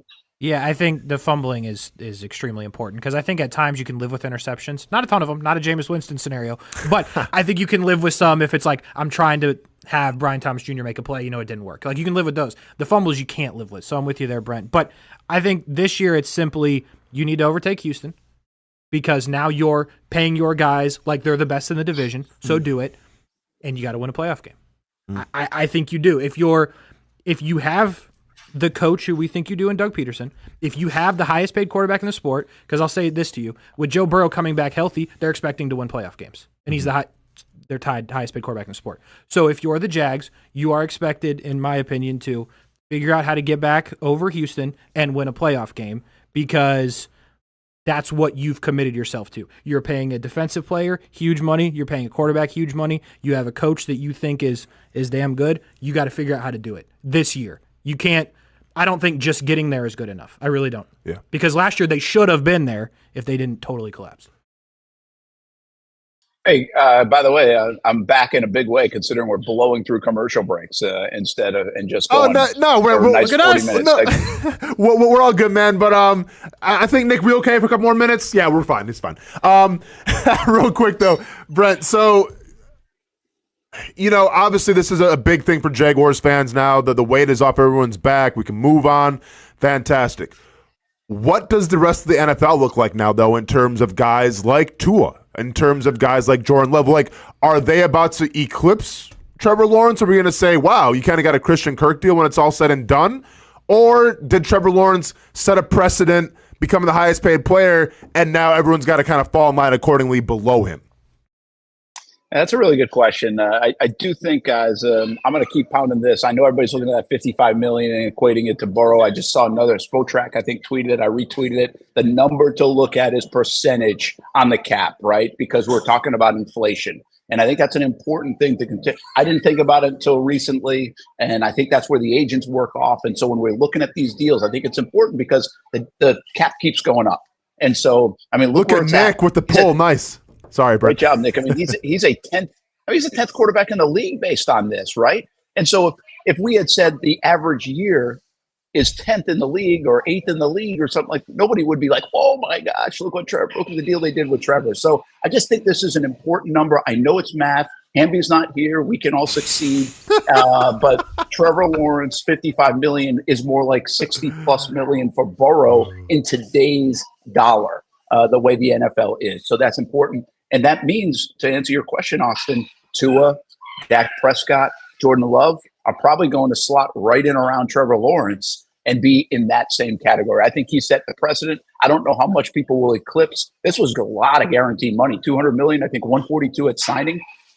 Where are they going to make the numbers look better for their clients? I don't know. But I think Trevor's agent did a heck of a job of making his client a lot of money. And the numbers look real, but also palatable for the Jags. I saw another tweet, and I know we're going crazy with numbers, but after this, because this is an extension, guys. So this year and next year into the fifth year, well, really this year in 24. After that, this averages out to, I think, high 40s over the length of the contract if you count all that in. So it just depends on how you want to interpret this, how the Jags spread the money out, how flexible they can be with the cap. I think those are things that are hard for all of us to understand. We can make pretend we do, but they have actual cap people that try to figure that stuff out, Casey. Hey, yeah, you're absolutely right. And talking about numbers, Brent, I just want to remind you, back in the old spot, I don't know if you remember this, but there was a conversation between me, you, and Double H, as we used to call him. And you said there was no scenario where Burrow was getting 55. You lost that bet. And then we said Trevor Lawrence is going to be in the 55 category. You said no way, no how. So I'm pretty sure if I remember correctly, Brent, you owe me $500 again for that. I don't know. Like the OGs of the show will remember this. We wrote it on a piece of paper. Yeah, you owe me like $500, dog. Sorry about that. You couldn't wait to get back to town? Hey. No, actually, by the way, this is probably a good time to do it. I'm putting everything on a 0% pay it off in 21-month credit card right now. So might as well put another $500 on it. What the heck? My dog, appreciate that. So it's a free continental breakfast here, though, as you guys can tell. Free games, too, it sounds like. I feel like that conversation was like pushing $60 million by you and Aaron, if I'm not mistaken. No, I think it was 55.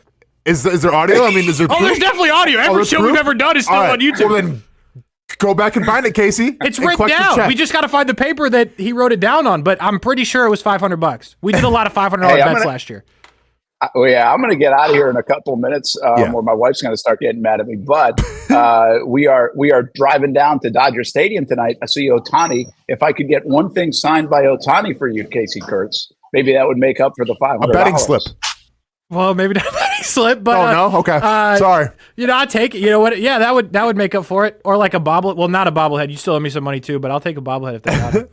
Hey, Brent, but before we let you go, maybe I have to go to break. I'm Nick in my ear here, but tell us about the vacation so far. Tell us about the ballparks that you've seen. Oh, and by the way, not sure you've been following along with the show, but Nick in the daytime is definitely getting his own podcast and stream. Oh, yeah. Because the guy is the biggest enigma we have ever talked to in our entire lives. He's unbelievable. The guy's story is unreal. Never been on an airplane. Talks like he's from the 60s. There's a lot of things with Nick that we had no idea about, but we coaxed it out of him, during this Austen and Kasey Summertime Spectacular, and he's become a star, Brent. You're going to be very proud of him down the line. I'm just saying right now. This guy's incredible. It wasn't just Kendrick Lamar and Garth Brooks. I can't wait to go back and listen on the podcast, by the way. There you go. There actually was some Garth beef with Douglas fans, so you can catch that. I'll throw a little programming note in. This is the last show. Good thing they got this deal done, right? It's the last show for the next couple of weeks. We take a little hiatus. And we'll have some UNF basketball or sports programming in our slot. We'll still have Miller and Moulton and other things here on the Action Sports Shacks 24/7 network. We continue to add to the lineup, but the trip's been good. Guess who we ran into yesterday? This is another guy I just thought about this morning. I could have got signed for you. We're up at in the Pebble Beach area, and Jim Nantz was there playing some golf. How about that? He wasn't at Pebble. This was at that par 3 course that Tiger redesigned Yes. called the Hay. And I was like, tradition I like think no that's other. Jim Nantz. I was like, yeah, it's Jim Nantz. So I texted my buddy Andrew Catalan. I was like, hey, I'm hanging out with Nantz here up in Monterey. He's like, you should go say hi. I was like, no, I'm not going to go say hi. I'm not being that come guy. on, Brent. No, I'm not doing Brent, he's it. like So a I did $100 get a Masters flag. What are you doing? Brent, you literally I got a assaulted little Todd excited for McShay in the Clemson parking lot, but you can't even go say hi to Mr. Nantz? He was with his kid. I didn't want to do that. So man, I will he's say, changed. I don't get geeked up over seeing people, and I wasn't like overly geeked up. We met Nantz before we've interviewed him, but I was like, hey, that's kind of cool that Nantz is right here. Like he's literally 10 feet from us. Hello, friends. So there was that. Should have hit him with that. Like that'd be the first time that's ever happened, right? Yeah, I'm sure. Sure, I'm sure he loves hearing that. So, hey, the A's, by the way, the A's ballpark to see a no. baseball game is not as bad as everybody claims it to be. Football's Looks pretty terrible on TV. Yeah, It's really football not. was There horrible, were more Brent. people. There were more people actually at the game than I expected it to be on a Sunday. And we got a good game. We got extra innings. Giants ballpark, fantastic. I mean, so good, but it was freezing. It was so cold. Freezing? Oh yeah, I haven't worn shorts yet. California? I brought one sweatshirt. Well, we're going to Southern California today, and Okay. I think now I'll start to wear shorts. But up Dude, here, you took I haven't 8 worn bags. shorts. You only have one pair of pants? No, I've got pants, but I haven't worn shorts. I have one sweatshirt. Oh. I brought one sweatshirt. When we left Jacksonville, Casey helped bring us up there. It was 105 degrees that day. I'm just not thinking sweatshirt, you know? No, nobody is. And I worn the same Creekside sweatshirt every day. Hey, represent, Getting man. good use out of it. Represent. But anyway, Giants ballpark was great. In case you probably saw this, we got a couple of Jacksonville guys that helped them come back and win an extra inning. So that was cool. Austin Slater walked it off. So we go to Dodgers, Angels Monday, and then Padres in sometime next week. So we still got 3 more ballparks to see. But we got a long ride today. It's going to be like 6 hours. The star of the trip so far are the seals and the sea lions, however you want to call them. Kaylee, Like the animal? Kaylee is infatuated with them. It's like we make a field trip to go to hear and see these sea lions. Why like not? 3 times a day. Why not? As if we don't live in Florida with SeaWorld at our direct access. They got sea lions at SeaWorld? I We gotta. mean, I don't know, man. they are. They actually are. If you watch the sea lions, or again seals, well, I don't know what the heck they're called, but it's actually a fascinating watch to understand like what they're doing. You were just, I don't know you were what just they're making doing. fun of it 20 seconds ago. Well, it is. I mean, I don't know about 3 times a day, but Kaylee, like, that's all she wants to do now is go see the sea lions. But, hey, well, simple Brent, maybe kid. you'll be paying Those for are some marine biology school coming up, huh? Good. That's right. She's going to Better ship. get the NIL deal done because they ain't giving those kind of scholarships away from marine biology. Or not. All right, that's all I got, guys. Cool, man. I got Nance, I got Otani, I got good ballparks. Did sneak on Pebble Beach, by the way, and did play Pebble Beach. A legitimate sneak or like you paid?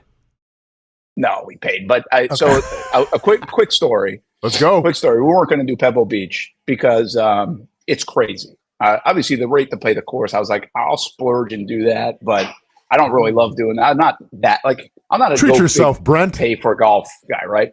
So again, I told you about that 0% credit card. I figured out it'd be like $1 a day over the next 21 months. So anyway, we couldn't get on when we booked the trip because you got to stay a minimum of 3 nights if you really want a tee time, and it's crazy the lodging there. So it wasn't going to happen. But we were going to play at a different course, much cheaper that day. But you can call 24 hours in advance and see if there's a tee time at Pebble. So Monday, this is for Wednesday. But Monday I called. I was like, hey, how does this work? What time do I call just to see, are there any tee times available? The guy's like, well, there are actually 4 tee times available on Wednesday right now that they'll open up. And I was like, okay, so what do I do? Just call at 7 o'clock and get lucky? Yep, that's all you do.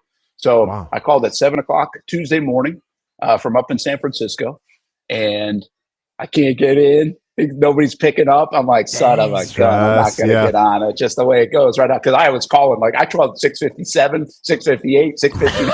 Which by the way, 4 o'clock Eastern time here in Jacksonville. Yeah. So I'm sorry. That's bad. Sorry. Sorry. Math, my bad. Keep going, Brent. Sorry.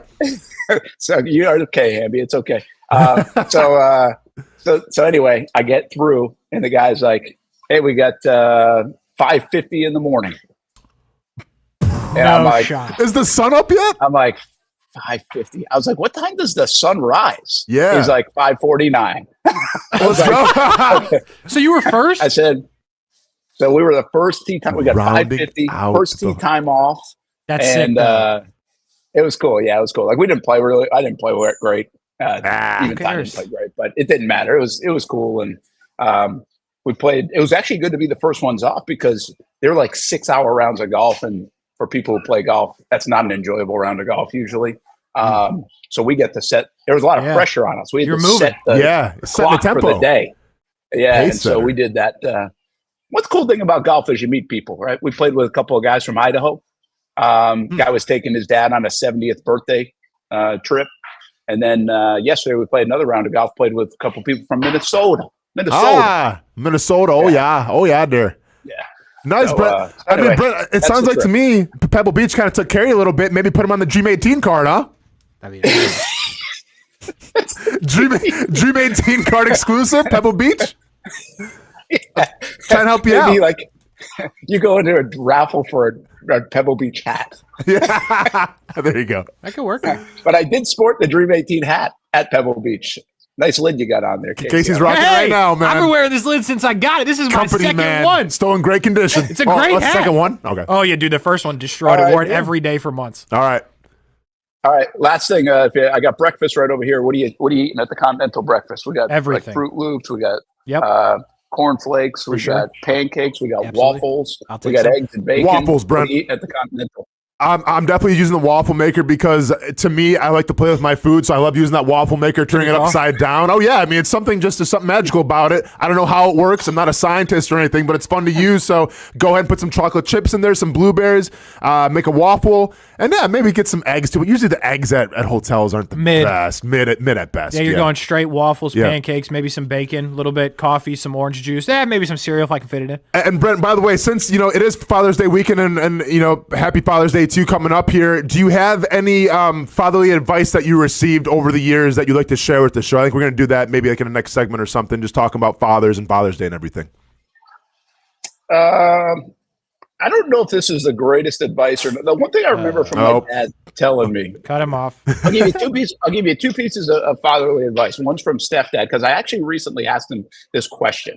And I said, Stepdad's 90.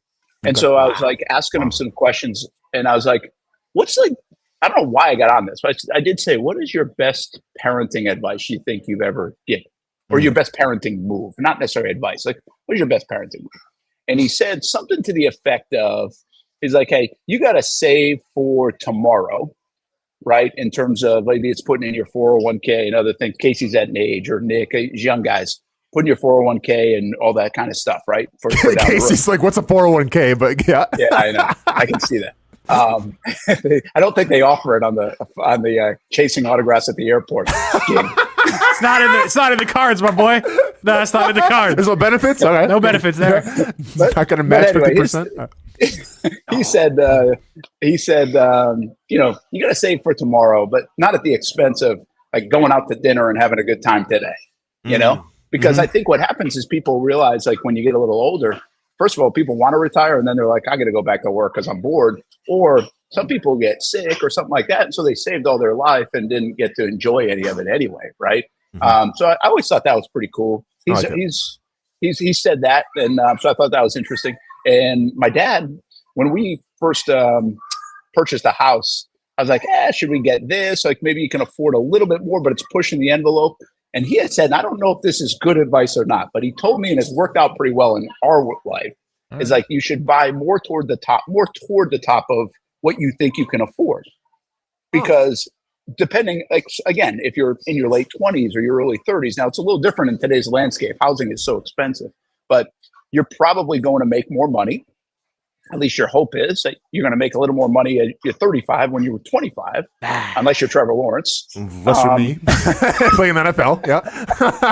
Go on, Brent. There are some exceptions. There's exceptions. And housing is going to go up. True. Right? Because if you look at so I always thought, and those two pieces of advice, one from Steph's dad, one from my dad, have kind of worked out. Again, I will say this, I'm not sure it's for everybody, right? That's one thing about advice and parenting tips. I mean, your situation's different. You just brought up a good one, Austen. I mean, you probably were going to make more money than you were making at that time. 5 years later. I'm not saying you couldn't, but you never know. Yeah. So anyway, those are my two pieces of advice for everybody, if you're especially on the younger age of being a dad. Awesome, Brent, man. Well, we appreciate you checking in. Had nothing to do with raising kids. Oh, no, it's all good, though, man. It still falls in good advice, though. But we appreciate you coming on the show, man. We just want to let you know that we've been holding it down, putting out some fire. No, we're all good, man. Like, the show's still running. We didn't get canceled yet, so I think we're doing We got close a couple of times. I said something really questionable some real heated arguments around here. Brent, like I said, Nick in the daytime has been showcasing what an enigma he is, man. But it's been a blast here. We miss you. We'll see you really in a couple weeks. We come back on the show here for our regularly scheduled program. And it'll be 2 to something weeks. July 4th week. July 4th week. So everybody have a good rest of June. Hey, cool. One last thing. I'm just glad that Adventure Landing hasn't called me after your story from last week. So as long as we got by that, I don't have an email or a call from them. I feel like we're in good shape. Well, it's funny you should say that because what's funny you say that because it's Father's Day obviously this weekend, and me and my little man might go to Adventure Landing for some go-karts because, well, it's Father's Day, so I can do whatever I want to do. I want to ride go-karts, but we'll see, Brent. I'll keep you posted. Happy Father's Day to you. Tell Chip Happy Father's Day, Casey, and you guys have a good weekend. We'll do, man. Good talking Trevor Lawrence. All right, thanks, man. All right, Nick, I know. We got to go to break. We have to go to break, Nick. So let's just go to break right now. We'll come back in and reset. We all have our favorite spots in town to eat, drink, and have a good time. And once in a while, we try a new spot. This new spot will soon become your favorite spot. It's 1937 Spirits and Eatery in San Marco. Where else can you get unicorn fish? It was really good. They have local fresh seafood. Try a terrific burger or a Jack's Hot Chicken sandwich. The ambiance is perfect for any occasion. The idea here is to have fun, have a good time. Whether you're chilling out on the couches, cozying up to the bar, having lunch or dinner, it's a throwback experience. 1937, when going out to dinner was like going to a party. They even have a photo booth. Who doesn't like a good photo booth? We recently brought the entire team out to try it, and everyone said, I'm bringing my significant other here to try it as well. The new spot becomes your favorite spot. Make 1937 Spirits and Eatery in San Marco your new favorite spot.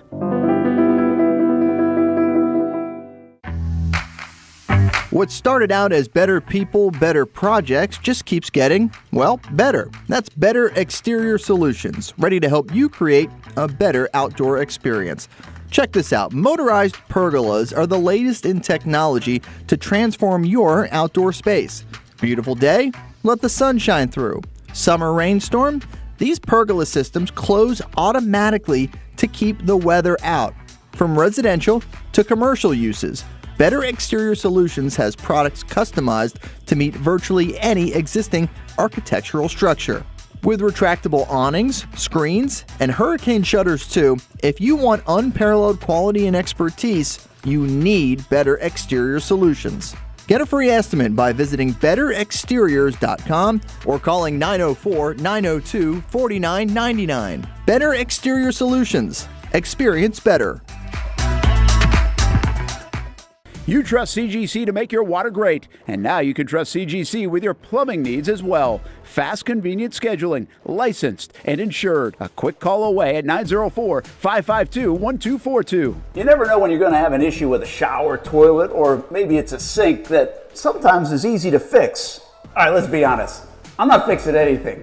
I'm totally staging this because when I have a plumbing problem, I call CGC Water Treatment and Plumbing. Trained professionals, transparent pricing, customer satisfaction. Small problem or even a bigger issue. Maybe you need a new tankless water heater or something a bit more intricate. The experts with 25 years of experience at CGC Water Treatment and Plumbing can do it all. Call 904-552-1242 or visit cgcwater.com. That's 904-552-1242 or cgcwater.com. CGC Water Treatment and Plumbing, an authorized independent Connecticut dealer. Florida license number CFC 1432579.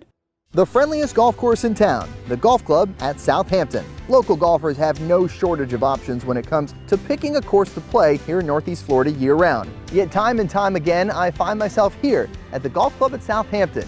Easy to get to off 210 in St. Johns County. It's family-owned and operated and renowned for being one of the area's most player-friendly. That's just one of the reasons we hold the Action Sports Jacks Dream 18 charity golf tournament here each fall. The Mark McCumber design layout is great for all skill levels of golfers, from the guys who bomb it a mile on the range to golfers like me who are just happy to put it in the fairway, which Southampton has very accommodating fairways. And if you need new clubs, come down to the pro shop. They'll fit you up and get you a nice new set like they did for me. For more information on membership or to book a tee time and see for yourself, head over to golfsouthampton.com or call the clubhouse at 904-287-7529. The Golf Club at Southampton. It's the official home of the Action Sports Jacks Dream 18. Make it your home for golf too.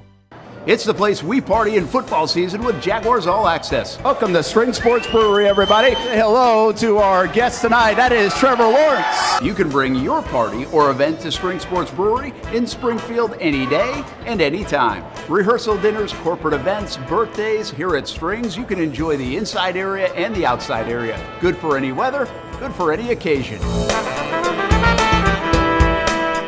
Watch the games, play the games, shoot some hoops. Beer? Yeah, they have that. Plenty of choices. And sure, this is a brewery, but Strings is also a restaurant, and the food is fantastic. A full menu made from scratch meals. And if you need String Sports Brewery to help with a party at your place, they cater too.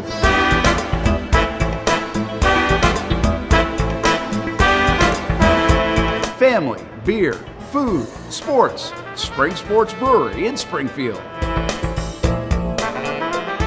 Welcome back to the Brent and Austen Show, streaming on the Action Sports Jacks 24/7 network. Here's a shot of the stadium for the 25th time today on the Austen and Kasey Summertime Spectacular. Do you think the new stadium is going to have pools? Hopefully. No, seriously. I mean, real question. Are they in the I don't remember them being in the renderings. Are they? Yeah, no, they are. Are they in the I didn't pay attention to that part. Nick, in the daytime, do you remember the renderings of the Jaguars' new stadium? Were there many times as I've seen them new? Yeah, we've seen them a bunch. You probably seen them a ton on the news. Yeah, I don't remember seeing pools every other day. This dude knows them and doesn't know if there's pool. Yeah, maybe no pools then. I hope so. Did you like the pools? Yeah, I mean, I'd never go in it, but yeah, I mean, come on. But yeah, I think it's it's cool. No, if I'm looking at this one, yeah, I'm looking at this too. Is that no pools? Oh well, no, yeah. Oh, there is one. There is. It's still on the upper deck underneath the. Yeah, okay, there's one. Is it a wave pool now? I mean, you have to upgrade. Is it a wave pool? It don't look wavy. Give me a lazy river all around the stadium. What? No, okay, I thought you were like mad about it. I suggested that. No, I'm fired up. How cool would that be? Imagine like Okay, because it's going to be okay. The rendering that I remember seeing, like it's enclosed, right? But it's going to be like the sun can shine through, right? So you put a lazy river around that part. So essentially, you can just like, I mean, that's way too high up, so never mind. But like, you have like a little like a press box thing all around the stadium of a lazy river, and that way you can sit in the lazy river the whole time and watch the game on the field. How sick would that be? I'm in. Shad Khan hired me right now. Sick. Can we go ahead and trademark that real quick? That Trademark idea? what? Can you trademark an idea? Probably not. Well, yeah, but I mean, it's copyright. No, you can Copyright, definitely trademark, trademark an idea. Okay. maybe copyright. I don't know. It's one way or the other. You got to call it something and then trademark it? I feel like you do. So, like, you'd call it, like, Lazy. the What would you call it? Everbank River or something and trademark it? I don't know. Maybe. Whatever the new stadium's All called, right. River. All right. Well, I'm going to say is if there's a lazy river in that stadium that goes all around the stadium, you can watch the game in. You know who came up with it first. How much would you pay for that experience? What do you mean to do that? The Not ticket. what they're going to ask. Yeah, the ticket to be in the lazy river. I mean, listen, the Because pool. it ain't no $40. No, I mean the pool is cool. I never had any inkling to go in the pool. No. If we're talking about the lazy river, though, to say I was at the lazy river. I mean, you can Casey, you can stay dry almost. I'm paying Pebble Beach type numbers. I think. Stop it. It's a cool experience. The whole game. I can be in a lazy river. Obviously, cocktails and everything too. Like Sure, for sure. It's gonna be all inclusive. Absolutely. But I can sit in that lazy river and just go around the stadium. Yeah, man. Gonna pay You're top paying dollar good for that. I'm paying good for that. You're not paying good for that. It depends how many people are in there. How good? I mean, Are you bumper to bumper in the river? Are there only 8 other people? Are there kids? No, I mean, Good question. That's a fantastic question. No, it's not going to be like, like on Memorial Day when you go to like Ginny Springs. Can't even get in. Bumper to bumper. No, I'm going to need a little space, right? Okay. So let's go and keep it classy. It's not going to be a wet and wild water park, all right? No. We're classy at a Jaguars game. So yeah, it's going to be some space to move around. How high up is the lazy river? Like where? Like it's going to probably have to be like the upper deck, around the upper deck. All right. Okay. Is Any other ones? Yeah. Is the bottom of the lazy river what the water's in glass? Gotta be. You're going to have some people freaking That's the out. point. That's the experience. You are going to have some people losing. Well, then don't go in there. It ain't for you. And then you got to have one part where you like cut across like above the end zone. How sick would that be? Like where you're not over the stand. Like there's got to be a part where you're not over the stands and you're like, where there's a shot where a field goal or like a field goal can hit you like in the pool. That'd be sick, huh? Man, tell me I got something here, guys. You have an opportunity to get hit with a field goal. Tell me I don't have like just the right moment, right? Like maybe you're in the lazy river, kind of like paddling back to try to time it perfectly. I think we got something here. It's not bad. Shad Khan, hit me up. Nick of the daytime, little lazy river. I'll take it. Oh, It shocks me for some Mr. reason. I Rocky feel like Top, Mr. Traditional. you Yeah, aren't going to be in on the lazy river. I thought for sure you're out of it. Fun fact: I don't necessarily know how to swim. Stop it. Get on I the didn't grow camera. up close to Pull the up water, your camera. man. Pull up your camera. Pull up the camera. Hold on, I gotta When I say this guy needs his own stream because he is the biggest enigma. Listen, I wasn't trying to kiss ass because we were like 20 minutes over break and I felt bad for him. I was telling the truth here, Nick, in the daytime. I know. The biggest enigma I've ever met. Now, Nick, recently been on a plane. Nice hat. Don't know how to swim. What's going on with that? What's up with that? You don't know how to swim. I just didn't grow up near a pool, and we would go every so often. But I didn't What'd you I wasn't do? around a pool? Born in the 40s, had to do farming chores the whole time. I told you this. So when your family went to the pool, what was your Normally go-to if move? we Drowned? Like, what did you do? I'd just stay in the shallow end, which I was tall enough to kind of just like float and chill in. I didn't know. Look, there was one time at like my nephew's birthday party because my brother had a pool and whatnot at their house. Your brother has a pool? Well, half brother, whatnot. Your own So on and family so has a forth. pool. It big deal. Later on in life, I was a little bit more grown at this point, but I still didn't know how to swim. We're all like joking. Next thing, I get thrown into the pool. I can't swim into the deep end. Are you serious? Yeah. So like, were you? Scariest moment ever, huh? What Little happened? bit. Did you float up or did someone come get you? I think somebody jumped in and No way. You can't swim. That's kind of. I mean, I don't You say had it's to get embarrassing, but that's- rescued? it's kind of crazy. In your family's Kinda- pool? It wasn't Kinda well, crazy. It's not really my whatever. It's a long story to get to that point. But Okay, yeah, I like, just got dunked half in. And I was like, family. oh my god. Wow. In a, The you had to trauma. get rescued in a house pool. Yeah, well, not rescued. I wasn't like call the ambulance. I mean, my brother. Well, no, you were 'cause you were trying to survive. Everybody else was like, "What's he doing?" And then it's like, "Oh, get him!" It's one thing if it's like a kid's birthday party. You know, unfortunately, a kid can fall in. You have to go get in there and save them. Well, most of the when other we're kids talking about a grown man going in the pool, like, I'm not gonna lie, Nick. If I was there and I saw that happen, I'm not getting wet. I'll be like, dude, figure it out. I don't tell you, man. Like, just throw it up. Just figure it out. Figure it out. It's like, have you ever wanted to learn how to swim, Nick? I mean, I'll be honest. I had to teach my roommate how to swim in college. I taught him how to swim. Like, It was in Kentucky, though, huh? yeah, it's in Kentucky. I mean, Surrounded by Patrick Wilson's cousin, by the way, like, very country. Yeah, very, Second story about that guy this week. I know, very country. Nick, you ever had like, any motivation to want to swim or like learn? Like, Well, don't you yeah, want so I can go to the beach and go out in the water and do things you. and not die. Yeah. So 'Cause what's I'd up, like to man? go. I haven't invested the money in the lessons. Okay. Are there? Seriously. Are I'm there sure adult there are- swimming lessons? You know what? Or Let's do they consult cut it off Google. at 12? They're like, you're just not going to It's do over. this. It ain't gonna happen. This for is you. not an activity for you. Yeah. Adult. No, there's adult swimming lessons. Yeah, I think the YMCA has adult swimming lessons when I go there. It's a free plug. Swim lessons for all ages. So yeah, I guess so. There you go, man. Dude, you Nick, are. go and get you some First swimming goes lessons. YMCA. Nick, do you want? Because I mean, through the NFL, I get a free YMCA membership. Do you want me to put you down as one of my children? Because you're acting like it. They're gonna act like, wait, the timeline of the ages don't match up here. Hey, now you're fine. Acting like a chop. think they're really checking? You're fine. Yeah, they're not gonna check it, man. If you show up and say, I'm here for the swimming lessons, they're going to be like, he needs it. Go ahead. Yeah, go on. As It's like, you oh, were it's here. this guy we heard about. Yeah. Well, listen, there's supposed to be a short break, turning into a little bit of a longer break, but I still want to hit the talking point before we cut out again because we were behind a little bit with Mr. Brent Martineau. By the way, thanks for joining us, Brent. Great to hear from you. You can tell you want to talk. I mean, dude misses us, you know? Be honest. Let's call a spade a spade. Misses you, I mean. Yeah, us, Casey. Come on. I got fired. He fired me. Yeah, so but you took him to the airport. I did. I mean, when I got let go from the show, I wouldn't even give his name for the password for the Shady Rays glasses. That's true. You took him to the airport. I did. That's a you problem. It's a broke problem. Okay. So we Said, have, Brett, you going to Uber? I can do that for Uber prices. Did you get 5 stars? I haven't even got paid yet. So All right, we'll see. Yeah, I guess the amount of money you get paid is how many stars you really get. Yeah, we'll see what the rating looks like. It is Father's Day this weekend, and celebrating all the dads out there, all the dads that listen to us and everything. And I thought it would be a good exercise real quick before we do go to break. And Nick, in the daytime, you don't have any kids, right? Or once again, is this another crazy story that we don't know He about? probably has 4. Probably has 4 kids. Nick, you got any kids? No. Okay. No kids for Scared Nick. me, Not that I dog. know of. But nevertheless, you know, whether it's your father growing up or whether it's a grandfather, whether it's just a family friend, but somebody that had a father influence on you, I want to hear some of the best advice that each one of you guys have received. Okay. So, Casey, go ahead and lead us off. All right, so this will always stand out in my mind. I was in college. Okay. I got to set the scene for it to make sense. Hadn't been home in about a year. Parents are at home, haven't seen them. Friend of mine, unfortunately, ended a relationship that he was in. Okay. And had to get all of his stuff and get out before she got home.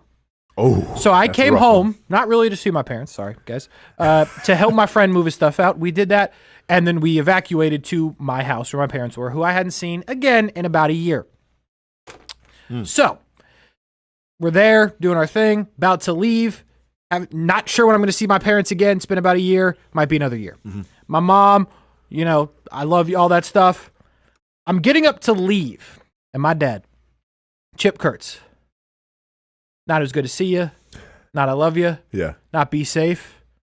As I'm walking out the door, my dad gave me the best advice I've ever gotten. Make sure to get your oil changed. I said, Dad, it's been a year. I don't know when I'm going to see you again. They moved to Colorado shortly after, so it was a really long time. Yeah. Be sure to get your oil changed. My mom's hugging me and crying that I'm leaving. Did your dad give you a hug or something or not? Didn't get up. Actually, sitting on the couch facing away from me. Okay. Be sure to get your oil changed. Yeah. But now listen, obviously, is it more of a tough love thing? Because I have a story like that too as well that I'll share in a second. But like, Yeah. He wasn't one for the hugs and the No. I love yous, right? That was the most important advice he could give me at that moment. Okay. Anything else? Is that That's about Just it. I mean, that's gonna be kind of hard to follow up. I love it. I will say this though, my dad. Shout out to Chip Kuhrts, by the way. Yeah, it's Chip Kuhrts who I'm Facebook friends with. Says hi So, all the time. He's actually, great dude. This is the best part of this. My dad, big Austen Lane fan. Friends with him on Facebook somehow. I don't even know. Yeah. So when we were, you and Brent were doing the show, and then I came in at radio. When Austin left the show the first time, so I'm kind of, because my dad, big Austen Lane fan. Hey, I appreciate it. I'm explaining to my dad, I'm like, Austin's not going to be on the show, but kind of backwards good news for me because there's nobody else here. I'm going to be on more with Brent. Yeah. Like I'm going to be on the show. It's a good thing. And my dad's like, but where's Austin going? And I was like, I don't think he's going anywhere. Like he's just not going to be on the show, Dad. It's but over. I'm going to be on. Yeah. And he'd be like, but I like the show with Brent and Austin. It's like, dude, it's your son, bro. It's me. Dad, I'm getting called up to the big show. Yeah, but where's the starting third baseman going to go now? Yeah, he was real concerned about where Austin was going. So I was like, all right, Dad. Oh, Chip, man, I appreciate the support. Dude, I appreciate the love. Nick, in the daytime, any fatherly advice that you'd like to share to our listeners before we go to break? I wouldn't say advice, but maybe an example. Just the work ethic. Okay. It's really the biggest takeaway from my dad. Yeah. That's pretty much it. He's a simple guy. Okay. I mean, Westerns that's didn't- the least surprising thing I've heard. Just from what we know about you, like if you are anything he's like your dad, also- I got to meet this guy. But there's no like quote, nothing that you can like associate with him that would make you think of him. You Like, kind of put me on the spot, so I can't think. put you on the spot. I think it was in the text. Yeah, it was number one. It was. I kind of like in getting Brent and everything else. I kind of just that one went to the back of my mind. Okay. So I didn't have time to think about. I mean, go and think about it a little bit. I'll share my stuff. If you feel something come to the docket, feel free to I share. know what it. We'll go advice to it break. wasn't. This is how you swim. He actually had a bit of a similar story to me, but it was when he was way younger, and it actually did kind of traumatize him. Wait, can your dad swim? No. Nah. Wow. He won't even get in a pool. Yeah. Is this like a Tennessee thing? No. Nah. Hey, and At least He was like No. bullied as a kid, and No. some kids did it to him. oh, forever that's ago. traumatizing This for has sure. a little bit. Hey, the opposite no, direction. no shots fired here at you. I'm just No, I wondering know, for real. Y'all Amish or what? No. Okay, God, no. well, I didn't. Hadn't been a plane. Y'all use electricity? I don't know. Did you have air conditioning growing up? Did you have AC? I couldn't live without it. Did you have a vehicle or horse and buggy? I had a vehicle. Okay, checks out. Hold on. You said, not I had a Amish. vehicle. Was it Well, a I had car? one. My brother wrecked it. I got another one. It wasn't what I wanted. Drove it till I graduated high school, got a job in news, bought a truck, and it's one I Dude, got Nick's now. been through it, man. He has been through it. Nick's been through it. Real quick, I'll wrap it up then. So, my biological father out of the picture when I was 4 years old, but thankfully I had some great men in my life that kind of took up that mantle a little bit. One of those people, to echo Casey a little bit, was my grandfather. Well, I guess your grandfather was... Yeah. So my grandfather was real big to me, and a lot like Casey's dad, wasn't much for words, wasn't much for showing compassion or love or anything like that. Just wasn't his style. Dude fought in Korea, probably saw some stuff. That's fair. Didn't need to say, hey, Austin, I love you. Never heard that one time. But the only time I remember where and once again, he led by example, right? He showed me what it took to be a man, showed me how to, essentially just like walk with, confidence, all that stuff. So the one time that I do remember, though, of my father, or my grandfather, who's now passed away, we're sitting, so I just got cut from Detroit, getting ready to play Green Bay on Thanksgiving. The day before, on a Wednesday, I get cut. Devastating, but there's a bright side. I can go back home in Wisconsin for Thanksgiving. So I'm sitting there with a styrofoam cup, because that's what we always did on Thanksgiving. This started the tradition when I was like 2 years old, 3 years old. Yeah, whatever. But I'd get a styrofoam cup, and my grandpa would just pour me just a little bit of Miller High Life, and I have a little sip. Horrible. Well, eventually I got to the college age where, it's not so bad. Cheap beer, could be why worse. not? I'm from Wisconsin. It's in our blood, right?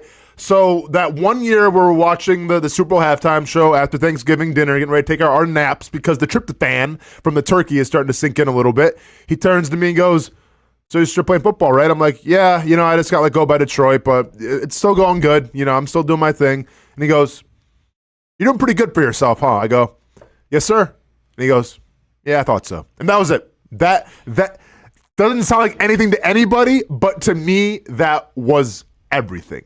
And once again, like, my grandson can attest to this. He wasn't very, in terms of loving and caring, but the guy had ultimate respect because of the way that he carried himself. That's what I took away from him. Now, the other person, the big influence, is the man we call Bison, who ended up being my stepfather. Solid. Yeah, call him the Bison. The Bison. Yeah, call him Bison. And he was like the cool dad of like the friend group. Like every friend group's got that cool dad, right? Yeah. Like where it's like, I want to hang out with him. Okay. So that's who I had at my disposal. And a lot of my laid back demeanor stems directly from him. A lot of the way I talk, the way I present myself, it comes from him. But he had always 2 words of advice that when I was young and in high school meant something completely. And then as I got older, I'm like, okay, that makes a lot of sense. Now, he had a lot of advice for me, but I can't repeat a lot of things that he said to me. But he always told me... Family show. Yeah.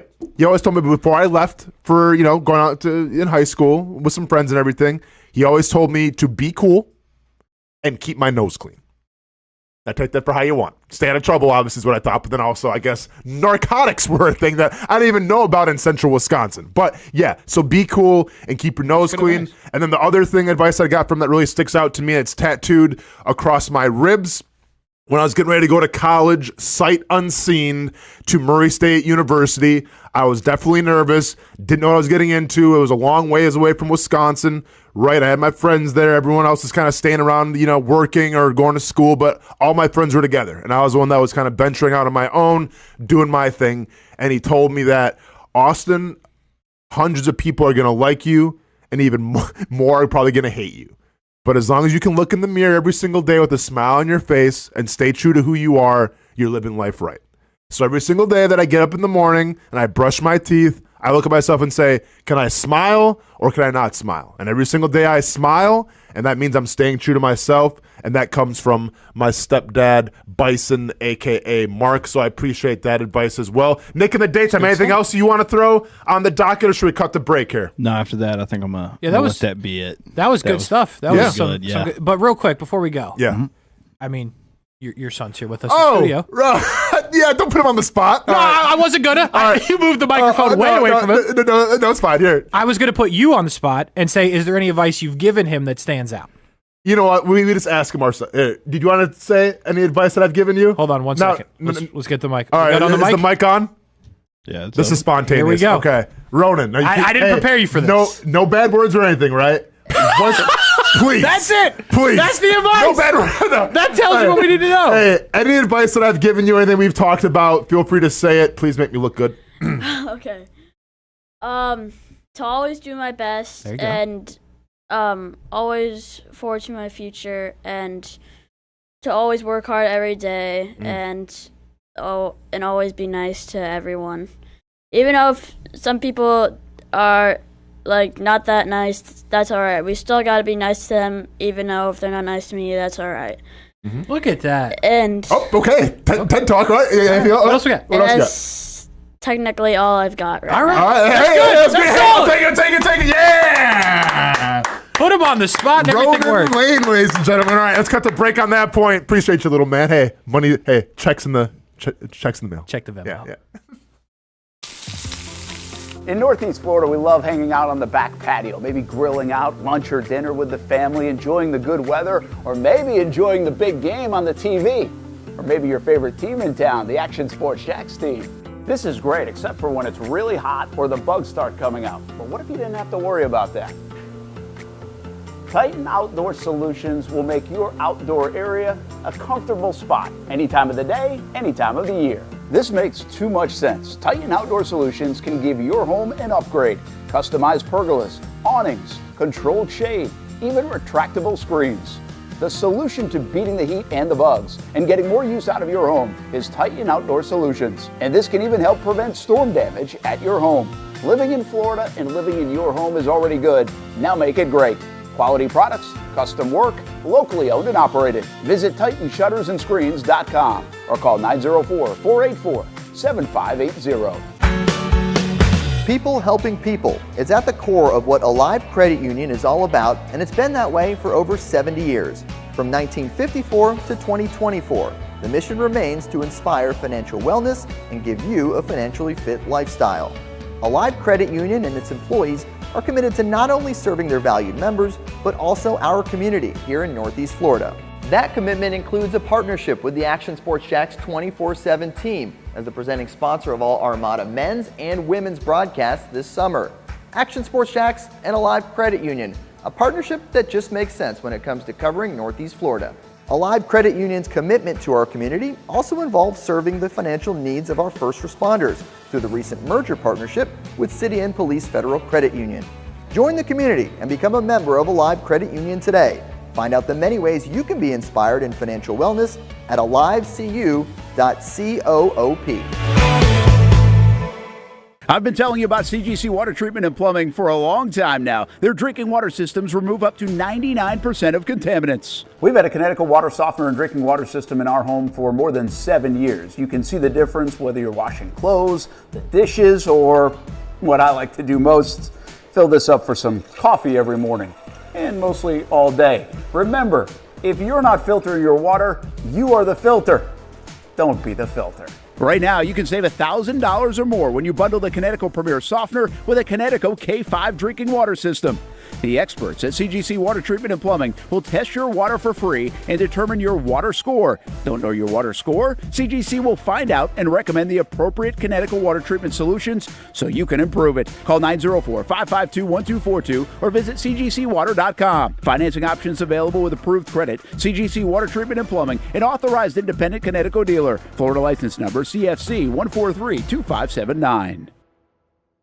The Action Sports Jacks 24/7 network is streaming. I'm Stuart Weber, and I'm here to teach you a nice 3-step process on how you can watch all your favorite programming from the Brent and Austen Show every weekday 10 a.m. to 1 p.m.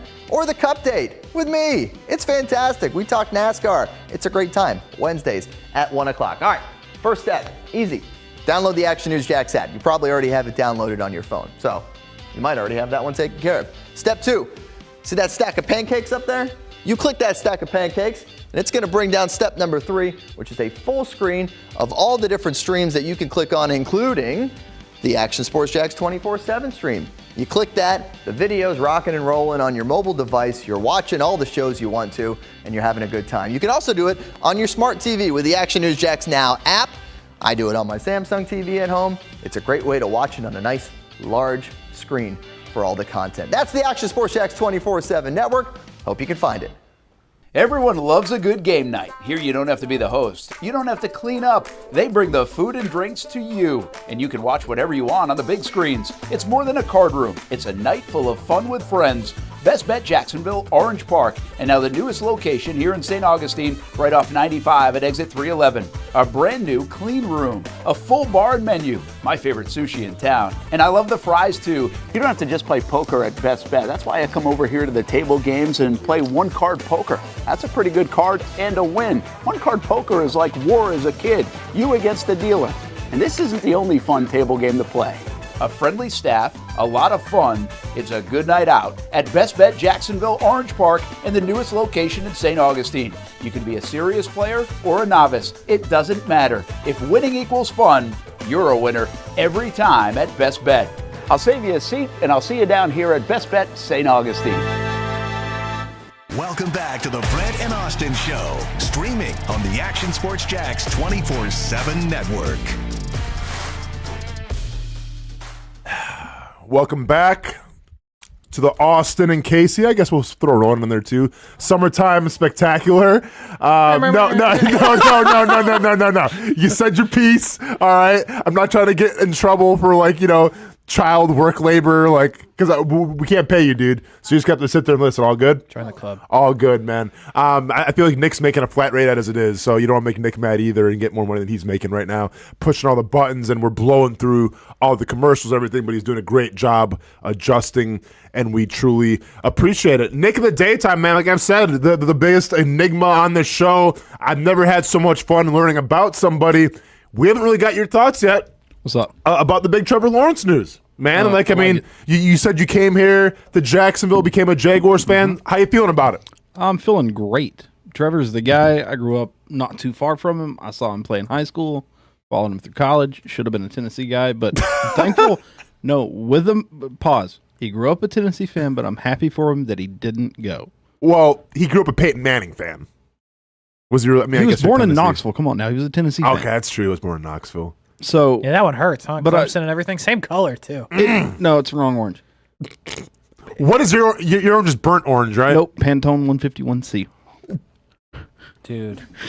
Nick, put yourself Get on the back. cam. Put yourself back on the screen now. Take it off the. okay. Yeah, take your time. I mean, he keeps doing this to himself, Casey. He Keep keeps doing saying what? things. What do I keep doing? What? Okay, first of all, what is the color again? Pantone 151C. Is Just that the what color like code. every Tennessee Vols fan knows, or is that your thing? No, there's a. Is that common knowledge? Project 151. Okay. Dude. I kid you not. Project 151. It's orange. Nope. Burnt orange. Just say it. Orange. Yeah. Clemson also wears orange. Tennessee. Wrong orange. I mean, okay, if it was like blue, like, okay, royal blue, navy blue, Carolina blue. Blue. We're not doing like the paint Tennessee strip orange. that you would find at Home Depot and give them like the code number. He is. He's looking. That's what I'm saying. 151C or whatever you said. You're over Home Depot right now. By the way, it's kind of like the Home Depot orange. Home Depot That's what I orange. would call it, Home Depot orange. College game Home day Depot. orange. College game day orange. Yeah, they're all Whataburger orange just 'cause it's a Wednesdays. different shade. Orange. Built by the Home Depot. Like orange. Welcome to College game No. day. It's the This Home orange Depot isn't the same orange. as Clemson. It's not the same as Texas. It's not the same as No, Oregon State. hey. It's not the same as any of the other guys. No, well, you're pretty close to Texas. Get off yourselves. But no, what we're saying is it resembles the College game day Home Depot orange. A little bit, sure, but it's not the same. Okay.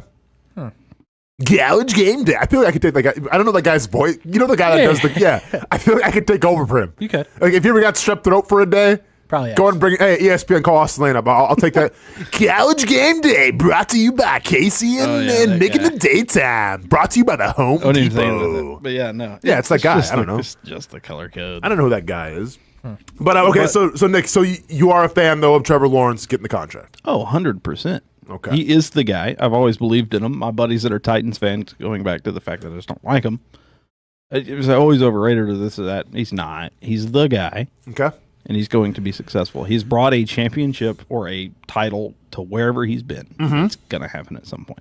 That's a good point. Twice in Cartersville, once at Clemson.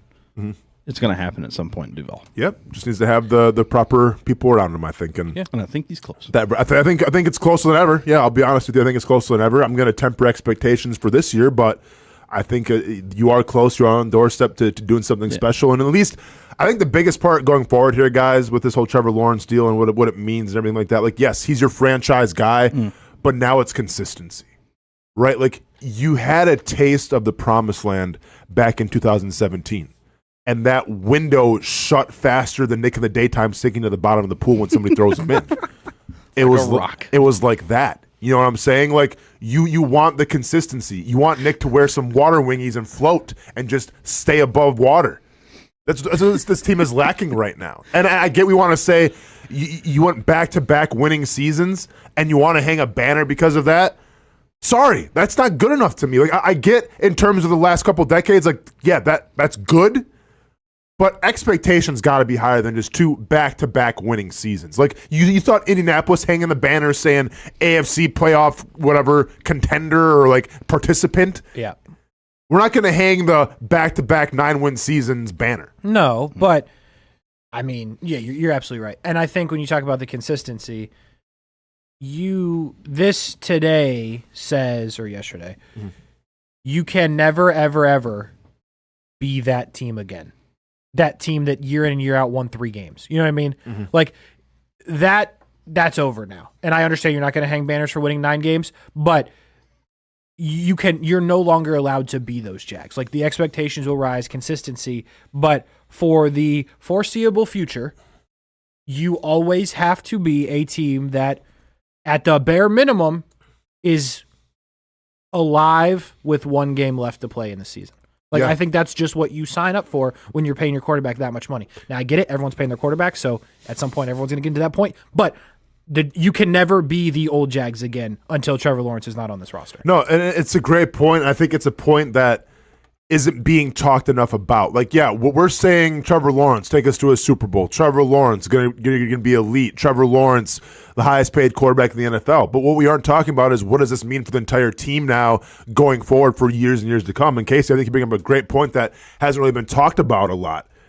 Now comes consistency, right? This is what great teams do, gentlemen. They find their quarterback. Now, go back to 17, Blake Bortles, you give him the contract, right? Hindsight's 2020. You shouldn't have done that. But also, I come from the school of thought saying, like, well, yeah, a lot of it was Leonard Fournette. A lot of it was arguably one of the best defenses in franchise history.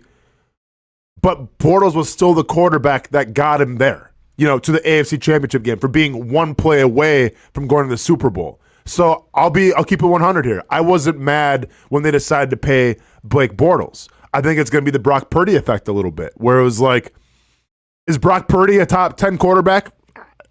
That's probably not. Right. No.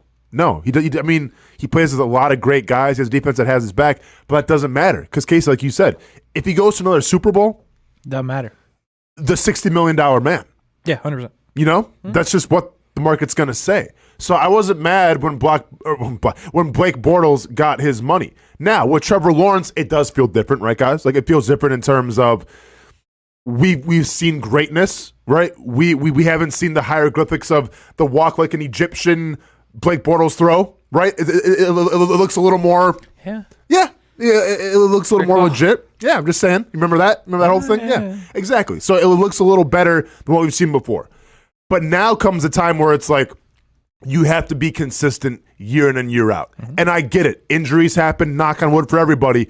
But a team like the Steelers, who still haven't really found their quarterback yet. Now you think you have it with Justin Fields or Russell Wilson. But the Steelers, no matter what happens, no matter what injuries they incur, they always find a way to be in playoff contention. Mm-hmm.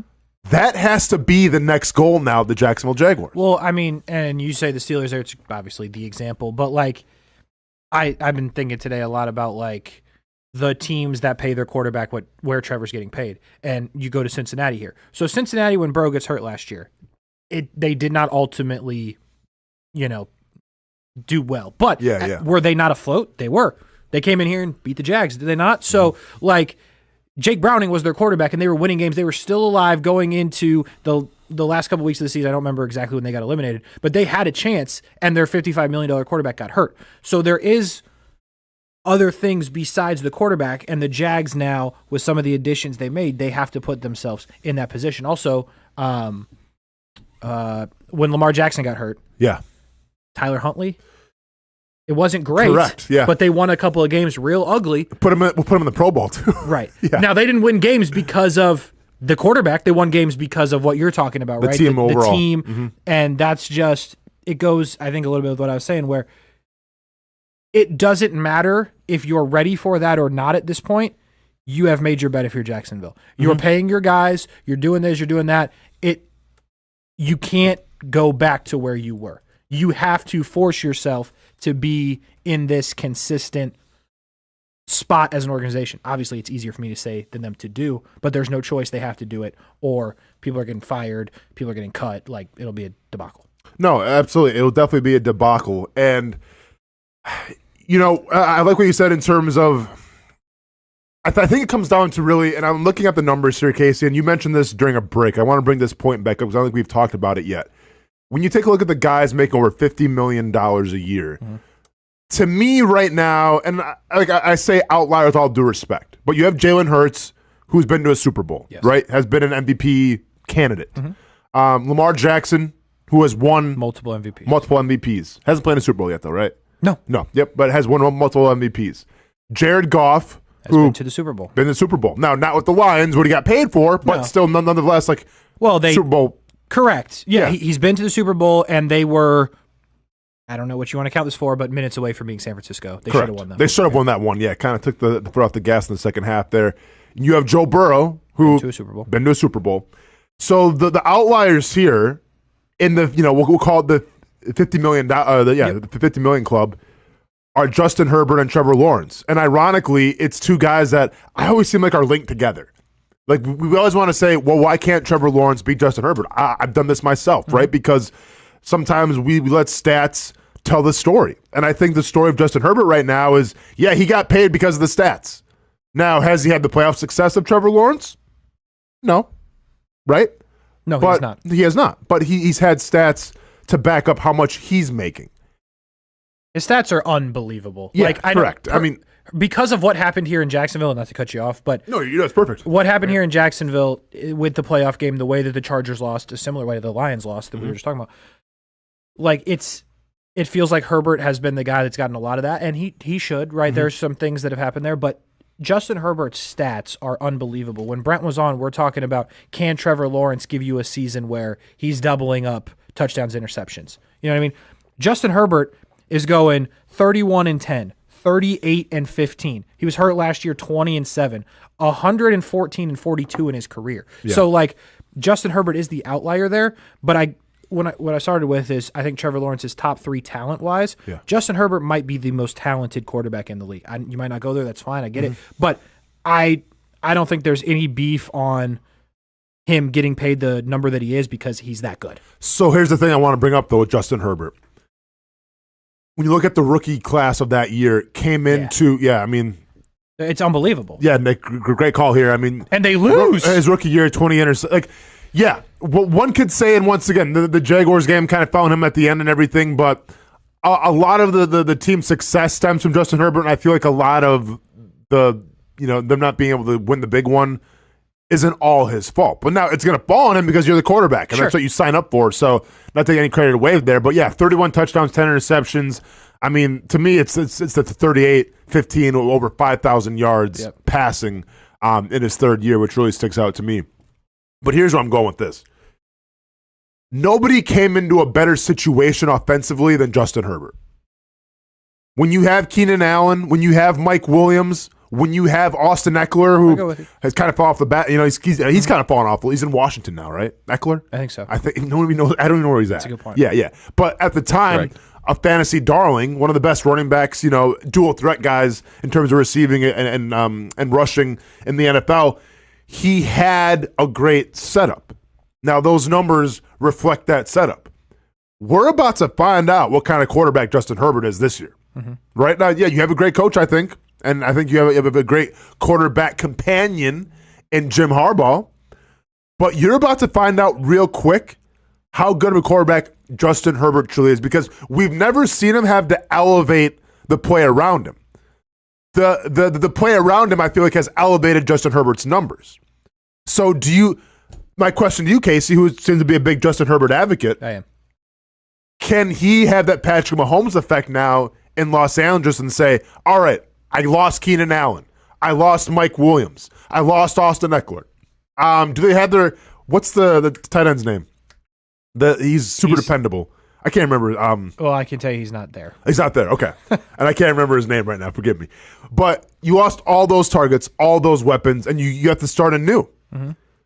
Can he elevate that team around him, or is there going to be some growing pains now and saying, all right, Justin, go out there and do this without Keenan Allen and everybody else? So I think they did it the way that everybody should do it. And again, not everybody has that luxury to do it that way. But if you're sitting here asking me, would I rather them have had all of those pieces in his first year or his fifth year? I'm taking first all the time. Of course. And this has been Trevor Lawrence's detriment. Right. He didn't have Burrow had the pieces. Herbert has had the pieces. Lawrence has not. Yeah. And I think when you are able to develop that way with those guys, I would take that 10 out of 10 times. So I think Justin Herbert has done it enough to elevate the guys that he has. Now, the question will be with that is okay, they drafted Quentin Johnson in the first round last year. Did not look good, right? So is he good at football, or is he Jalen Reagor? No shot at Jalen Reagor.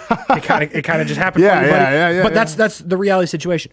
Josh Palmer is a good player. I think he's capable. So I am not as concerned about Justin Herbert losing the big-time weapons, because I think he will do everything. I think he'll put them in positions to make plays a wide receiver. You got to figure out if your guys are good enough. I think what will happen is completion percentage goes down, because I just don't know if you know what you're dealing with there. Yeah. But I think Justin Herbert will elevate the players that he has, yes. And then to follow up on this last point here with Justin Herbert, who has the better numbers this up-and-coming year between Trevor Lawrence and Justin Herbert? Because Trevor Lawrence, you now like the weapons. He's kind of had to earn his stripes in terms of, you had Marvin Jones, you had some injuries, you had Zay Jones, you had some injuries, you had Christian Kirk, you had some injuries, you had Calvin Ridley, not in the same page. You had a lot of things that necessarily weren't quarterback conducive. And I feel like with Herbert, you had a lot of things that were conducive to being a great quarterback. Sure. So now that it seems like the field's almost evened up a little more, who has better numbers this year? I think it's a good call. I think it's hard for me to say that even though the talent and the pieces, I get it, that Trevor Lawrence is going to have better numbers than Justin Herbert, because Justin Herbert in an injury season last year where he only played 13 of the games was only 5 touchdowns off Trevor Lawrence full season. And he missed a game, that's fine. So I just think if you get a fully healthy Justin Herbert, he's giving you, like, I think that's just, you're getting like 30 touchdowns. Like, I think that's just what you're getting. Sure. And I don't know if Trevor's going to do that, because also you have run game. The run game. And the Chargers, Gus Edwards, sure, it's fine. J.K. Dobbins, he hasn't played a full season in years. Okay, it's fine. Yeah. So are they both in Los Angeles? Wow, so it's like Baltimore West right now with J.K. Dobbins and Gus Edwards. Yeah. Interesting. I didn't know that. Okay. So, and I think you take into account the Chargers are probably going to be losing. So they're going to be throwing. So I think statistically, I don't think Trevor's where Herbert is, but the Jags are going to win more football games than the Chargers are. Yeah, you would hope so. If it's not, then either Jim Harbaugh is getting Coach of the Year or something's up with going on with Doug Peterson. Then for sure. You know, when we break down the salaries of all these quarterbacks now, and it's been a narrative we've been talking about this whole week, and now we finally come to this point, so we can kind of play this game a little bit. And by the way, I can't say this enough. Shout out to Trent Baalke and company for timing this just right. Just the end, the exclamation point of the Austen and Kasey Summertime Spectacular. You know, like, I'm not going to lie, Kasey, I was going to come here on a Friday in flip-flops, have 2 feet in the parking lot, and just mail it in. That was us. But it's hard to do. But it's hard to do. You know what they say? When the cat's away, the mice will play. Well, we can't do it because we had Trevor Lawrence stuff to talk about. Kind of putting a little bow on this conversation with Trevor Lawrence and everything, and we go back to the other quarterbacks that are probably going to get paid. Assuming there's going to be a domino that just fell with Trevor Lawrence, and assuming that Brock Purdy, and I get, not everyone's probably going to get paid this year, but just for the sake of the drill, Kasey, play along with me now. I will. We still have Dak Prescott left on the table. You still have Brock Purdy. You still have Jordan Love. And who am I missing? You're still missing Tua Tagovailoa. Who's getting paid next, number one? And number two, where are they going to fall in lines of the average salary per year if they all get paid this season? So I think that I said this yesterday, I think, because I thought Jordan Love was the wild card here. I still do, because I said this to you in a break. Jordan Love and Trevor Lawrence, for what they did team-wise, is very, very similar. Right? The Packers early in the season, they're fine. End of the season, boom, they go on a run. Boom, they go into Dallas and win a playoff. They dominate a playoff game. And then, I mean, you look at what Trevor did in terms of how that season started. They lose to Kansas City. They go on the bye. They come back. They run off all the wins. They beat the Chargers in the playoff game. So I think that is very, very similar. And I think you look at Jordan Love and go, yeah, he's good. Like, he passes it's not like a Daniel Jones where it's like, well, you have to. Like, Jordan Love's good at football. So I think he's the one that I question, because in almost an opposite way that you can do with Trevor, where Trevor, how the money's worked out, if you're the Packers, you almost want to pay Jordan Love a ton of money right now because you're not paying your weapons. True. So he, to me, is the ultimate wild card here, because I think he's the one that we're talking about in outside of Brock Purdy, because Brock Purdy's a different category, I think. In those guys you named, if you're talking about somebody who's near the Trevor Lawrence dollar, I think Jordan Love, because I don't think it's Dak, I don't think it's Tua. Because you think it's more comparable, right? Because, very similarity, like, obviously career trajectories. Jordan Love sat a little bit, came on in, and now he looks like the future of the Green Bay Packers. So I understand that, and I agree with you there. So you think he's the next one to get paid? I mean, I think it makes the most sense. I do. Yeah. Because, and do you think it's going to be more, the same, a little less than Trevor? How are we looking here? If it gets done this offseason, I think it's a little less. A little less. Okay. But if they let it go into the season and he plays, I think it's more. Yeah. But then Brock Purdy is more if they let him play. See, and I agree. I think that's the most comparable one. I think when we talk about, like, Dak's in kind of a tier by himself, it feels like, because he's done it for so long. So, like, and I get you have to still win the big one. You have to go to the big one. And he hasn't done that yet, right? But what more do you need to see from Dak Prescott before you pay that dude? And if that's the case, you know what you're getting with Dak Prescott, and put up some pretty damn good numbers last year, Casey. Then are we talking about Dak Prescott being the new highest paid quarterback? I think the lack of winning in the playoffs, you can't. I get the numbers are good, but when we were talking about the guys that are over 50, like a lot of them, majority of them have gone to the Super Bowl outside of a Herbert, outside of a Trevor Lawrence. So if you're Jerry Jones, you got to be concerned about that because it's not a one-time thing. It's multiple years of example you have of they can't win in the playoffs. Yeah. So something's wrong there. Yeah. What is it? Is he that problem or is he not? Well, we had Tua Tagovailoa too, who is another, I feel like, almost a tier by himself. I get, like, when you watch him play, the throwing and that stuff, it's like, having Tyreek Hill obviously helps. Sure. Right? And Tua doesn't really knock your socks off and saying, hey, I'm a top 5 quarterback. I'm even a top 10 quarterback sometimes, I feel like. Right? And once again, he hasn't won the big one either. He hasn't won, like you mentioned the whole week, big games. Yeah, he was bad against good opponents. Good opponents. But Tua's a guy where if I'm the agent, I point the stats and say, I know stats aren't everything at the quarterback, but hey, I led the league in passing yards last year. And it wasn't like a Jameis Winston thing where I had a lot of interceptions either. Mm-hmm. So pay me. Is that going to look like more of like a 55, 56, 57 million, or is it going to be less than Trevor Lawrence? I'd be stunned, dude. Like, okay. I really would. I'd be stunned if it was over 50. Really? I know what you said. Yeah. Again, I just feel like there are people that can do what Tua does. Okay. And now I get it. You got to find one. So I'm here with you there. But I don't know. I'm just not sold on that. Okay. I don't think you can do it. Okay. And then last but not least, and we'll get ready to go to break here, Brock Purdy. Brock Purdy is kind of the enigma, I feel like, of the group because this is the guy that's had the most on-field success in terms of, playoff runs, playing in a Super Bowl. It may be the guy that, in terms of a skill, and once again, I think he's mobile. Mm-hmm. He makes the right throws. Seems to have the IQ. Beat out Trey Lance for a quarterback job, so it wasn't like he was just handed. Like he still had to beat out Trey Lance. Now, say what you want about Trey Lance. That's your opinion.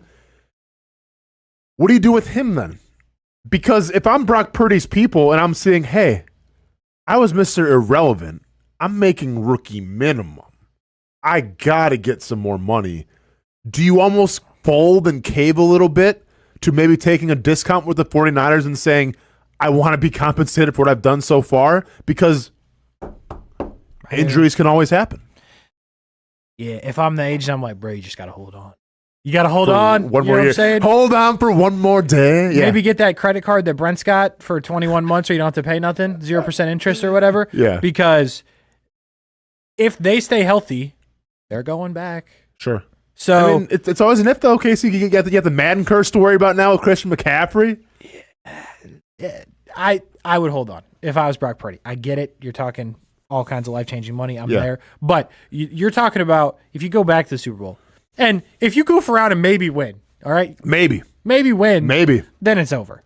Then he's the highest paid. Then he's getting paid this without doubt this year, you think? Like if Brock Purdy would have beat Patrick Mahomes this last year in the Super Bowl, Brock Purdy is your highest paid quarterback. Probably. Yeah. I mean, how do you not? I mean, it's hard. Yeah. Nobody beats him. Yeah. Except Brady. But Casey then, okay, and I get that. But say they decide to pay him this year. You don't hold on, right? You work something out. You get comfortable. You don't have to worry about, injuries, things like that, and you're not making the rookie minimum like Brock Purdy was making. Mm-hmm. If that's the case, then what is his contract? Is he making as much as Trevor Lawrence, or is he making less? Purdy? Correct. I don't think there's a scenario where he's ever making less than Trevor. Yeah. Okay. So you think if they work out a deal this year, are we talking 56, 57? Which, I mean, I feel like they're going to have to hold out if they're trying to pay. Yeah, maybe not. They got other people. I mean, if they do it, it's got to be over 50, though. Yeah, unless he takes like a hometown discount. Why? Well, because you play with the best offense in the NFL. That's why I wouldn't do it. Like, I just wouldn't. If I was Brock Purdy, I'd be like, I'm not doing it, which is crazy. It's so crazy. The guy's making like a couple $100,000 a year on rookie minimum. I get it. Couple $100,000 ain't Come bad. on. I mean, it ain't bad. I know he's got endorsements and everything, but yeah, you know what's really cool? Making $50-something million a year. Yeah, but go around and go Casey, back to the Super Bowl. So you mean to tell me if you're Brock Purdy? No, I'd take it. Casey would take a couple million right now. Yeah. Like, what, 42 million? Sure, why not? Nick in the daytime. If you're Brock Purdy right now, are you cashing in, or you gonna hedge your bet, wait for another year? I'd hedge my bet. Wait another year, prove it that I can win a Super Bowl. You guys are. You're going to get a pay raise. You can get 42 if you don't hedge the bet. You can get 60 if you hedge the bet. Okay, so here's the only real question here, and I have nothing to pull off. That's a lot of swimming lessons for 42, though. I'm just saying. Bro, you'll be Michael Phelps. You'll be Michael Phelps. You'll be in the Olympics in the next cycle. I'll tell you what. But here's the thing. When does it get to the point? And I get it. It's for show, like the 55 is for show. What is the dollar amount where it's all the same? Like, to be honest, outside of your name's on a list at the top. Like, you're telling me that there's a real obvious difference between 50 a year and 55 a year in your bank account? Yeah, I hear you. You know what I mean? Mm-hmm. So it's like, that's the argument where if you're Brock Purdy, you're like, do I want to see my name as first here, or like, is 45 and 50 the same? Is 47 and 52 I mean, the same? that's actually a good point, Casey, because, like, do you want to set a precedent and say, listen, I was the last pick of the NFL draft, and now I'm the highest paid quarterback? That's a Disney story, sir. Oh, Disney's. It'll be like the Kurt Warner movie. Disney's. How was that? Did you watch that one? No. Yeah, that was all good. Or like the Sean Payton one with Kevin James. Yeah, I'm all set there as well. There's a Sean Payton movie? There's a Sean Payton movie out there with Kevin James. Do you think they do a follow-up when they got blown up by Miami by 70-something points? and he's got Kevin James going, 70 points?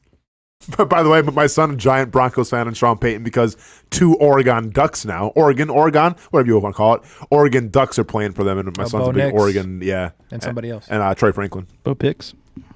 Oh, wow, take it easy. Hey, he's 9 years old. Take it easy, man.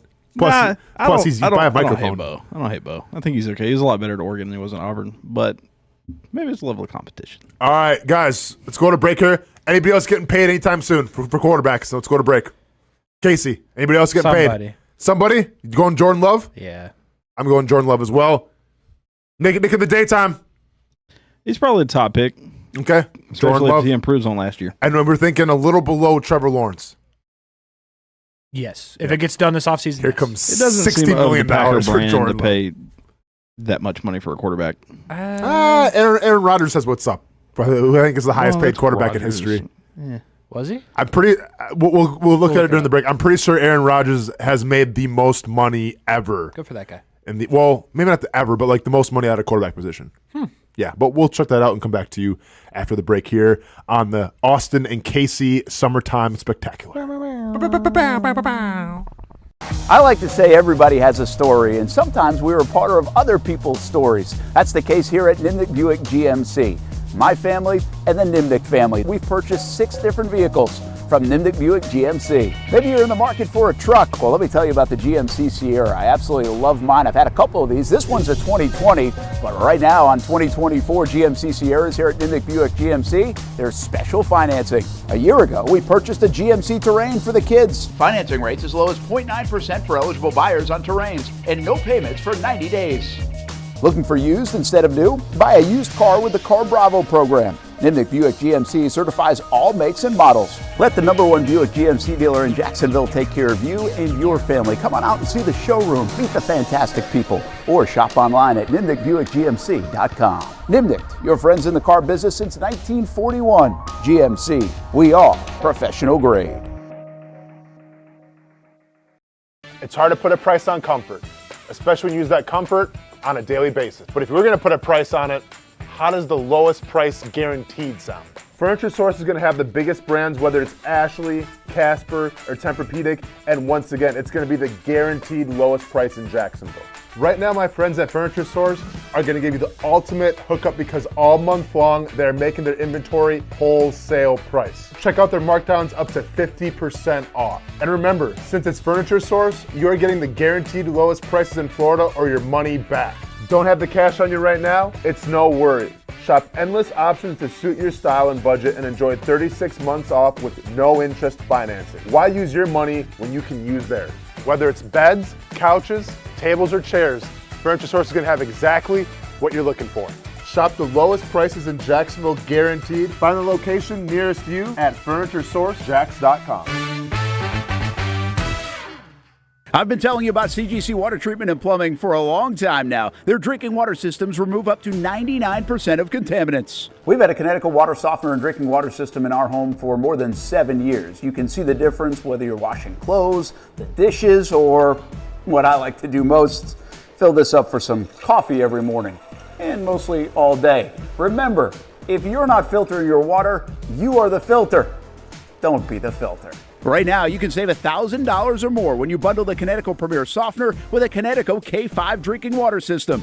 The experts at CGC Water Treatment and Plumbing will test your water for free and determine your water score. Don't know your water score? CGC will find out and recommend the appropriate Connecticut water treatment solutions so you can improve it. Call 904-552-1242 or visit cgcwater.com. Financing options available with approved credit. CGC Water Treatment and Plumbing, an authorized independent Connecticut dealer. Florida license number CFC 1432579. Oh man, it is that time. I love being outside, but it is just so hot. Oh my gosh, I cannot be outside.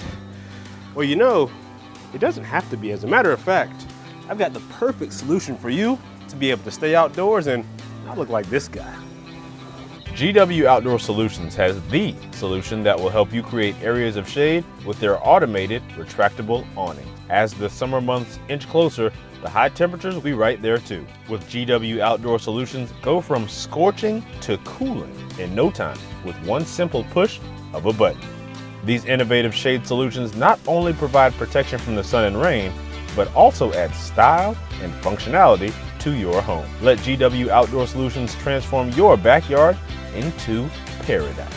Check out GWOutdoorLiving.com for your free estimate.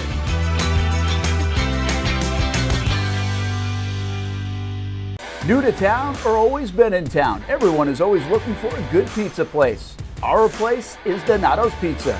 We love it and still do love it. When I tell my family I'm coming to Donato's, they say, wait a minute, you got to order some for us. So this is not all for me. Let me tell you what the Martineaus get when we put an order in. Well, pepperoni pizza, we usually get more than one of these. And then there's the works, a little bit of everything. And then this is the pizza that can be polarizing for some out there. I don't know why. Hawaiian pizza, some love it, some don't. At Donato's, you're gonna love it, especially with that cinnamon sprinkled on top. Try the pizza my family likes or try your favorite. Right now, you can use the code BRENT20 and get 20% off your order. Every viewer and listener is important to us, and at Donato's Pizza, every piece is important. From fresh ingredients to the dedicated team members and you, the valued customer. Donato's Pizza, where every piece comes together for a winning combination. Jack's Beach and Mandarin locations. Donato's Pizza, every piece is important. Welcome back to the Brent and Austen Show, streaming on the Action Sports Jax 24/7 network. He got scared. He got scared. Literally. He got nervous. Literally, my son trying to put the headphones on me. Hey, the show's starting back. Hey, I got it, man. It's my first rodeo. I feel like I'm getting like job shadowed right now or something. Like we kind of have like an intern or something. Yeah. Yeah. Yeah. Not too bad. Don't go into this career. Yeah. I mean, unless you end up Brent. Yeah. Unless you make like, the ESPN. You try and go to ESPN one day, little man? You say something real quick. You can make an appearance. It's Friday. Who cares? Yeah, probably. ESPN? Yeah. All right. So it is the goal to go to Oregon and play basketball and football first and then go to ESPN and then become a pilot astronaut? Is that what we're on? Yeah. Okay. Sounds great, man. Sounds best busy. Sounds busy. Sounds like a busy schedule. Come be me. Do you know what NIL is? No, it's okay if you don't. No. It's basically money that you make outside of like the sports that you play in college. And I'm going to need you to make a lot of that because flights to Oregon, I looked up, aren't really that cheap. So if I come watch you play your games, I'm going to need some stuff on the side. Got it? Okay. All right, man. Appreciate you. Thanks for stopping by, Ronan. All right. Yeah, okay. You say like he's going to go somewhere. Thanks for stopping by. We'll see you later. As he sits here. For well, I got to keep it like, within reason. Yeah, I got you. But, yeah, and he is trying to start his own YouTube channel, too, called Ronan's World, and going to put the kibosh on that for a couple more years, I think. Why? It's the internet, Well, sure, it's weird. Yeah, it is That weird. one kid doing toy reviews is a billionaire. Ryan's toy reviews? Yeah, that dude's making big time. Say what? Let little man make his money. Yeah, he could be the next. What's the guy's name one more time? He can go ahead and start making those plane ticket money right there. What's the toy guy? Arctic. Oh, yeah, Arctic Scumpy? Yeah. Do you know who Arctic Scumpy is, Ronan? Yeah. Do you really? Are you serious? Let's go. All right, get him back on the microphone. Get the real mic quick. back on. Get him back real quick. For those of you that didn't watch the show yet, 2 days ago it would have been. I made the statement of like Joey Chestnut, not an athlete, right? Because Only human though. Because you're a competitive whatever. You put the word competitive in front of athlete, it doesn't count. And then we want to talk about gamers and everything. I guess Arctic Stumpy or Scumpy. Optic Scump was a thing. Ronan, you know about Optic Scumpy? You were just confident. Lied about it. Yep. 8 Mile. His 8 Mile moment. No. Yep. There goes his 8 Mile moment. Mom Spaghetti thought he knew who he was. Didn't prove my point. That's why I love you, son. Good job. Doesn't know who he is either because you know why? We only know athletes in the Lane household. Speaking of athletes, though, real quick, we have some other sports to get into. Not tripping watching the Stanley Cup final. It's over. Casey, but it's all but over.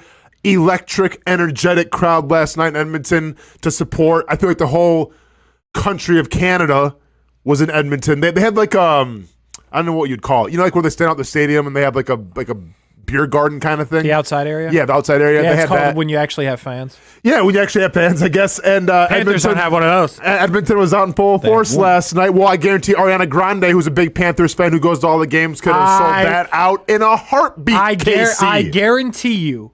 In a heartbeat. There is no doubt in my mind that Ariana Grande did anything but watch the Panthers game last night. I'm just going to say right now, you better pray that they close out. Well, are they going?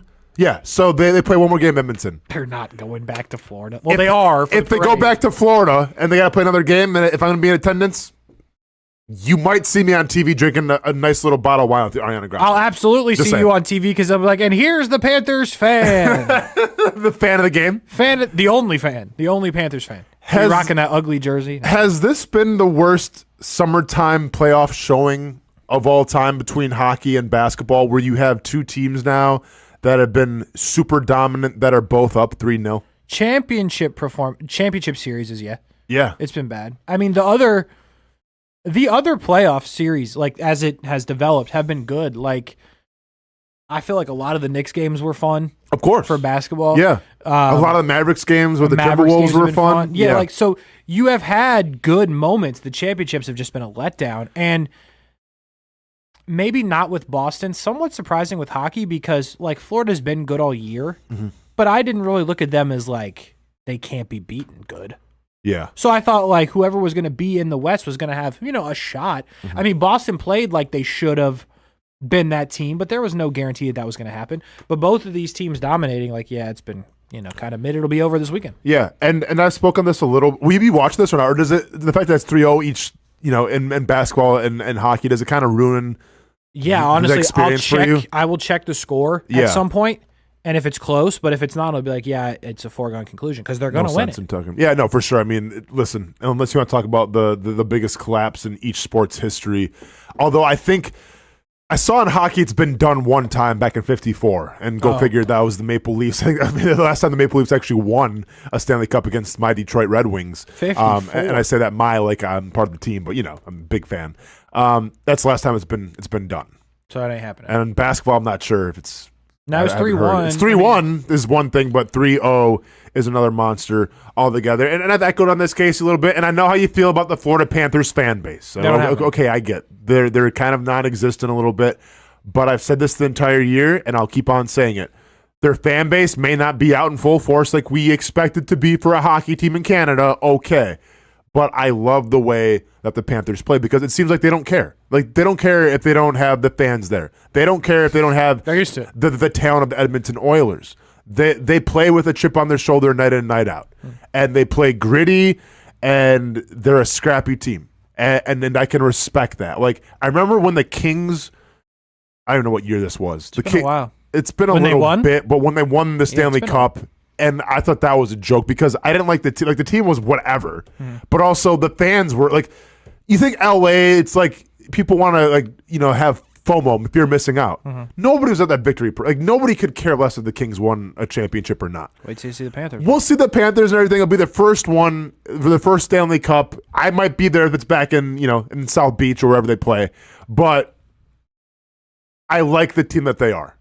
I really do. And I appreciate a coach that can get the most out of his players and say, hey, maybe we don't have the biggest market. Maybe we don't have the most well-known players, but damn it, we'll be the toughest and then the scrappiest. And we've seen that with the St. Louis Blues of the past in the Stanley Cup. It's not always the most talented team with the star players, with the Canadian players. Sometimes it's the team that is the most complete and the team that's the most gritty, and that's the Panthers. And that's been the story of the Stanley Cup, and that's why I'm a fan of hockey. Like, listen, if Mike Vrabel would have had the hockey philosophy with the Tennessee Titans, they may have won a Super Bowl, right? Because they're always gritty. Yeah. The Baltimore Ravens could have won a couple Super Bowls because they have the gritty mentality. It's not how it works in football sometimes. Sometimes you need athletes, explosiveness, and players around you. Hockey, it's a little different. It is. And they play a lot like Boston in terms of they're not selfish, right? They know who they are. They know what their strengths are. And it doesn't hurt that they have the better goaltending. Like, that's usually what it comes down to. That helps as well. And Edmonton's always been questionable in net, and Florida has not been. They know their guy, and when you look at the teams that win the Stanley Cup, you can look at teams that are talented, that go deep. They don't win because they're goaltending. Florida's going to win. They're gritty, but they're going to win because they're goaltending. That's why St. Louis won that year, because Binnington was incredible. Like, correct. Teams win at the end of the day because you're goaltending, and you got to be unselfish, and that's what Florida's done. We have some other things around sports real quick. The U.S. Open it started yesterday, but I think the second round's probably underway right now. Scottie Scheffler, kind of a rough first go-around a little bit. Yeah. Is he still in contention, or is he kind of on the back nine of what he's trying to do? And also Tiger Woods, a really rough first outing for him as well. Yeah, I'm not sure if Scotty's on the course today, but, I mean, until he's officially cut, you can't count him out. Tiger Woods, though, you can count out pretty much immediately, so that's not going to happen. But it's been interesting. I'm kind of surprised that the scoring is what it is, because when you're talking about the U.S. Open, usually it's the major. The scoring is down a bit for more times than not. By the way, Tiger is 4 over, has not started playing golf today. If it stays where it is, the cut's 3. It probably won't. It will probably move, so Tiger does have an opportunity. Scottie Scheffler will not make the cut. That's incredible. He's been terrible today. He's 4 over just today. Yeah. Dang. Yeah, so he's done. Call it wow. Call it a season for Scottie. That's honestly very surprising, but those two guys are not going to be a factor. But when you look at the top of the leaderboard for that, like, Rory's in contention, and that's not a surprise. Bryson DeChambeau, who is on LIV, has been playing unbelievable. He's at the top of the leaderboard. So it'll be a good finish, but it will be one without Scottie. It'll be one without Tiger Woods. Yeah, and do you think Rory then is kind of the guy that's got to carry the mantle now and carry the weight a little bit in terms of notoriety of trying to finish this tournament? Yeah, if Rory is anywhere near the top 1, 2, 3 going into the weekend, that will be the story. In other sports, we just talked about golf for a couple minutes here. So instead of wrestling, let's go to MMA real quick. In UFC, big story taking place last night. UFC 303 is going through a drastic change right now in terms of that fight card. It was supposed to be headlined in Las Vegas with Conor McGregor and Michael Chandler. The return of Conor McGregor, the notorious one, has an injury. It's been undisclosed, not sure quite what is going on with Conor McGregor, but it's been teased kind of the entire week. Some MMA media members got a hold of it, didn't confirm anything, but you got the feel like something wasn't right. There was a Conor McGregor press conference. This would have been, I think, 2 weeks ago now, or even last week in his home country of Ireland, that got called off due to some unforeseen circumstances. Well, now everything makes a little more sense. Conor McGregor off the UFC 303 card, and your new main event is gonna be Alex Pereira versus Yuri Prokova. Prokova, a guy who's really just made a name for himself his last fight. He was the guy, if you watched the show at all the past couple of months, I talked about when he fought in Vegas last time, was seen standing outside of the Vegas arena for 3 hours just looking at the marquee by himself in the middle of the night. Weird dude. Different. Samurai, though, man. He's like a samurai, they call him. And Alex Pereira, who against all odds may be the biggest star right now in MMA, in the UFC, and it makes sense, right? Because he has 2 championships, right? A double champ, devastating knockout power. Took care of Jamal Hill within like 40 seconds or so. But to me, Casey, it's wild how big of a star this guy is, because we've seen the formula of what makes a UFC star, right? Like you have to have the style, number 1, but you have to have the mic skills, number 2. Alex Pierre doesn't really speak English at all. No. And he's still arguably the biggest star right now in the UFC. How crazy is that? Yeah, he's gaining popularity. I mean, he's that guy right now, which is an interesting thing. But yeah, I mean, I think a big part of it is if you're not a UFC fan, you're really watching for 2 things. 1, someone to get knocked out. And 2, someone to knock somebody out and then tell them they're trash. Right? That's kind of what this is. And yeah, I mean, you're not getting the second part of that, so it is interesting. But what a disaster for the people that spent who knows how much to sit close. I mean, and the UFC waited till like the very last. I mean, Conor McGregor, it's been reported, has been out for a while. Yes. And they knew about this. But I think they try to milk out those tickets as much as possible. They did. I mean, don't get me wrong, the main event will be good. Oh, it'll be great. The rest of the card's questionable. Yeah, I mean, which was touted as maybe one of the biggest fight cards of the year. Now your co-main event's going to be Brian Ortega and an up-and-coming Diego Lopez. You have Anthony Smith, Carlos Ulberg fighting on short notice now as well. But yeah, I know what you're saying, man. I mean, that's tough. I mean, honestly, I think the biggest, set aside from the main event of Alex Pierre and Yuri Prakova and the co-main event between Brian Ortega and Diego Lopez, the best fight hands down on this card, Casey, we saw this guy actually perform in Jacksonville back during the COVID era, was Ian Gary versus Michael Page. Like that's a striker's dream right there. Yeah. And that's the fight that's probably could be arguably fight of the night if it's not going to be Alex Pierre and Prakova. I would agree. Yeah. I think that's something you're tuning in for. But I think when your co-main event, I get it. It should be a good fight. It's not selling tickets. I'll tell you that. Yeah. So I mean, it'll be interesting to see, and I get it. It's all just kind of happening. It'll be interesting to see what actually happens at the card and what Dana White has to say after. Because to your point, I mean, this is something that, in fairness, nobody's replacing Conor McGregor. To be honest with you, without doubt, he's one of one. Doesn't matter what his record is. Doesn't matter when was the last time he fought or what it looked like. Like Conor McGregor is still the biggest star in UFC. People will be disappointed though, and people are disappointed today. Yeah, and it's been kind of a cursed card. I mean, you had Jamal Hill, Khalil Roundtree was supposed to be was going to be a banger of a fight, and that was going to be the co-main event. Khalil Roundtree actually gets popped by the Anti-Doping Commission, so he's out. So then Jamal Hill's out. So yeah, there's been a lot of plugging and playing right now with this fight card for UFC 303, which is arguably supposed to be their biggest fight card of the year. It's International Fight Week in Las Vegas. A lot of people come out for it, and you just hate to see all these people pulling out and getting in trouble, obviously, and kind of putting the whole card in jeopardy. Yeah, so it's obviously still going to watch it and everything for sure, but you're going to miss that Conor McGregor effect. Yeah, it's a tough look. It would have been great for the sport. I mean, we'll see. I mean, they're not going to have any problem having people come out to Vegas for the week, but it'll be interesting. Real quick on UFC, I thought about this a couple weeks ago, or whenever Dustin Poirier fought. Yeah, almost won. Yeah, it was a battle, man. It was a good showing. So I thought about this, and this is, probably shouldn't say it, but I'm gonna hit me with it, man. What you got? Does anybody in the world have as much CTE as Dustin Poirier? This dude has been in war. He stands there and eats left and like nobody. I don't think anybody in America has been punched in the face more than Dustin Poirier. I'm going to say either him or not Michael Chandler. Either him or Justin Gaethje. Yeah.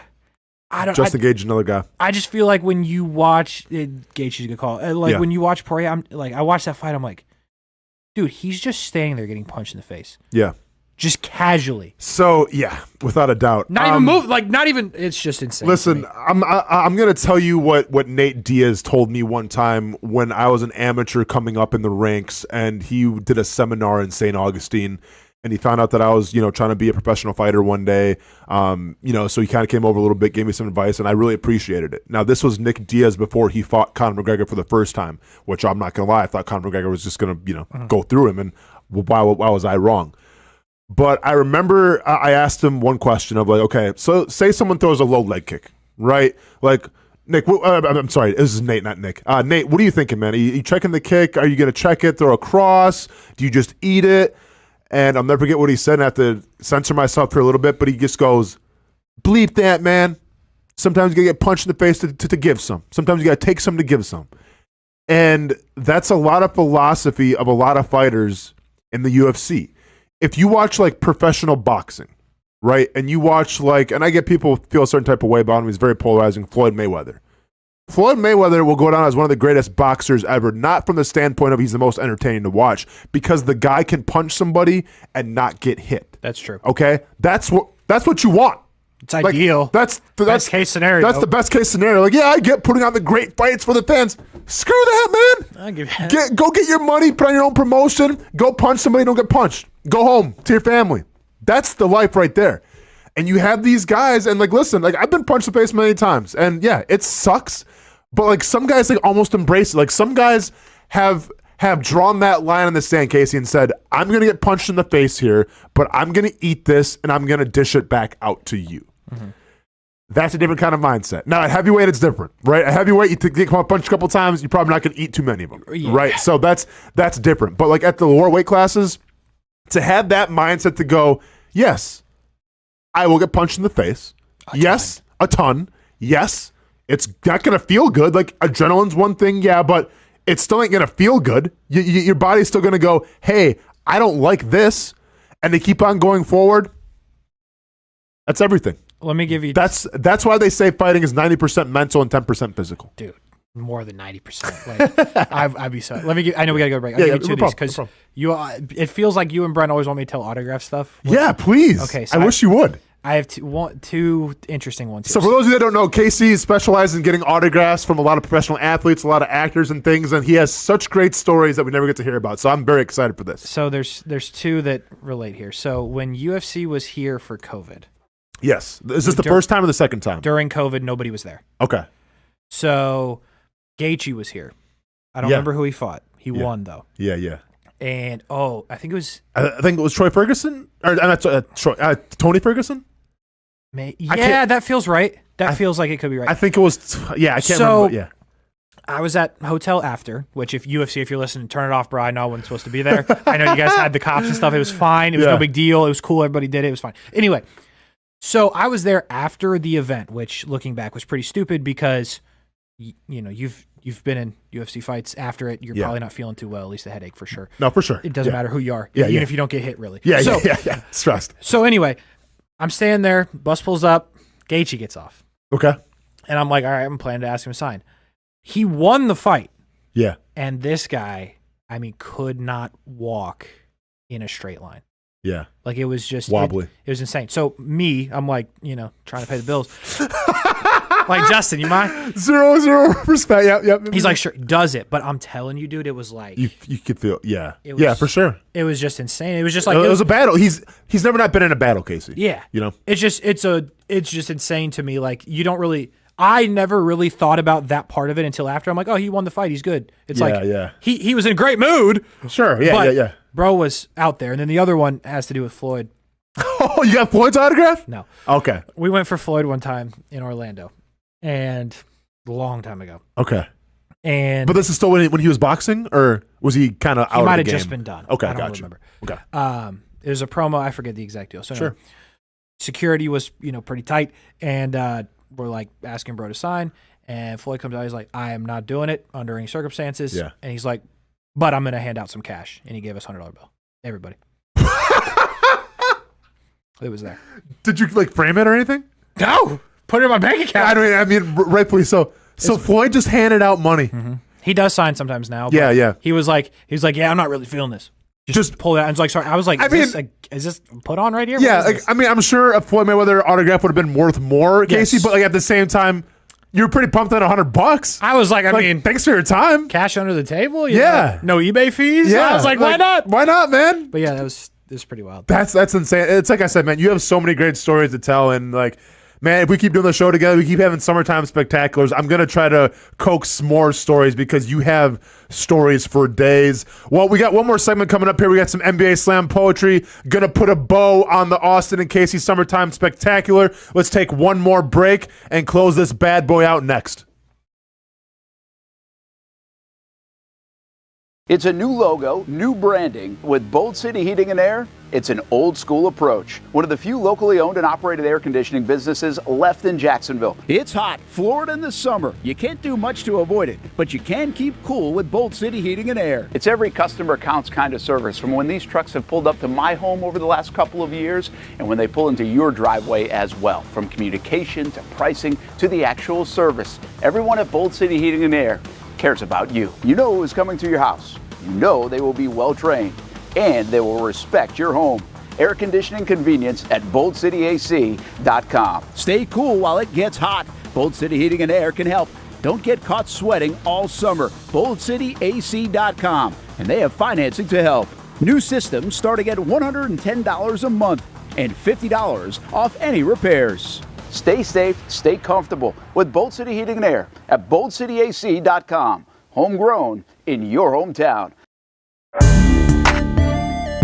A home doubleheader for the Fleet results in a rivalry win and a solid performance against a nationally ranked foe at Southern Oaks Stadium. On Saturday, the girls in blue faced off against WPSL Power, the West Florida Flames, and the Armada women were up to the task. Chloe Chivers provided this blast from a free kick 35 yards out to equalize early and help the ladies earn a 1-1 draw. I hit it with power, whip, and venom, as Garfield said. Friday night, the men welcomed in old foe New Orleans, but it was not a warm welcome as Tommy Krasanovich's squad earned a 3-1 victory over the Jesters. Oliver Moeller-Jensen provided a nifty header in the opening minutes, and a pair of second-half penalties proved to be the difference in an Armada win. We just played together for each other, especially in the last minutes. This weekend, it'll be another doubleheader on the campus of JU, with the men playing Saturday at 7 and the ladies Sunday at 2. Get your tickets at JacksonvilleArmada.com. In Northeast Florida, we love hanging out on the back patio, maybe grilling out lunch or dinner with the family, enjoying the good weather, or maybe enjoying the big game on the TV. Or maybe your favorite team in town, the Action Sports Jacks team. This is great, except for when it's really hot or the bugs start coming out. But what if you didn't have to worry about that? Titan Outdoor Solutions will make your outdoor area a comfortable spot, any time of the day, any time of the year. This makes too much sense. Titan Outdoor Solutions can give your home an upgrade. Customized pergolas, awnings, controlled shade, even retractable screens. The solution to beating the heat and the bugs and getting more use out of your home is Titan Outdoor Solutions. And this can even help prevent storm damage at your home. Living in Florida and living in your home is already good. Now make it great. Quality products, custom work, locally owned and operated. Visit TitanShuttersAndScreens.com or call 904-484-7580. Hey everyone, Olivia Tasley here from Action Sports Jacks to tell you all the different ways you can watch our new 24/7 network. 3 easy steps. You don't even need a pen and paper to write it down. Step number 1, download the app. Search Action News Jacks in your app store, either on your phone or your smart TV. Then, once you're on the app, click on that little drop-down menu in the upper left-hand corner with the 3 little lines. That'll show you these options, and boom, right here, click Action Sports Jacks 24/7, and you will be brought to our continuous stream channel. That app can be accessed through all these different platforms. Whether you have Roku, Fire TV, Smart TV, Apple TV, or Google TV, you can find our app. Now, if you don't have access to the app, don't worry, we still got you covered. We're across all social media platforms, from Facebook, Instagram, X, YouTube, Twitch. We have a podcast channel. Plus, check out our short reels on our TikTok. Action Sports Jacks 24/7. It's on all the time and everywhere. It's the place we party in football season with Jaguars All Access. Welcome to Spring Sports Brewery, everybody. Say hello to our guest tonight. That is Trevor Lawrence.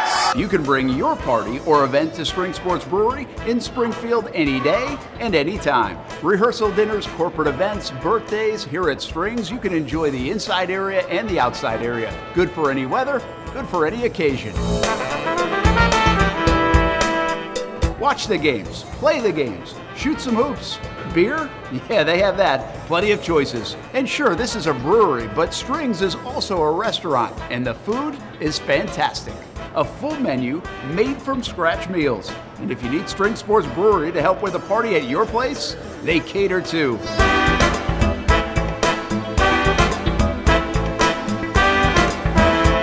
Family, beer, food, sports. Spring Sports Brewery in Springfield. Welcome back to the Brent and Austen Show, streaming on the Action Sports Jax 24/7 network. One final break on Austen and Kasey's Summertime Spectacular. Kasey, what do you think, man, this whole week? It was good. It's great having you back, man. Yeah, it was a good time. Yeah. I appreciate being invited. We had some fun. We had some laughs. Yeah. We actually had news. We had some breaking news, yeah. We had some big-time news. Overall, can't complain. Some would say the biggest news in Jaguars history? Easy. One of them? Yeah. Easy. For Outside sure. of being a team. Yeah, and it seems like you said every time you're on the show, something crazy happens. That's all I'm saying. So, Brent, cut the check, dog. cut Or the check, another man. one. Well, it makes you wonder, Kasey, if we do go ahead with this, we call it the Scrap House, our wrestling podcast, what kind of wrestling news we could try to break with AEW then if you're going to be on the show every single Wednesday. That'd be good. Yeah, stay tuned for that, everybody. It's in the works right now. The numbers have to look right. The stars have to align and everything. But, yeah, we're thinking about me and Kasey getting together every Wednesday. Just talk some wrestling. And I understand it. It's not for everybody. It's a niche audience. But, man, we love wrestling. We like talking about it. And that's good thing about wrestling as opposed to like football or other sports. There's always something to talk about. There is. In the world of professional wrestling. And there's always something to rhyme about, too, when it comes to the world of NBA slam poetry. Nick in the daytime, going to put you to the test one last time before we get our feet in the parking lot here. Nick, do we have the audio and everything ready to go?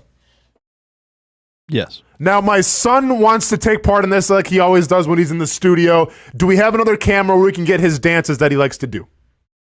Maybe the one in the front. Can you hit to that one? Yeah, let me just see if we got it real quick. Sorry, camera 4, boom. All right. Yeah. There we go. Nick. There we go. Can we get a little close? Can we get the one by the window? The one by the window. Let me see because I got to. No, I mean, I know we're asking a lot, man. If you can't do it, you can't do it. It's all good. Well, I can always get out of the way.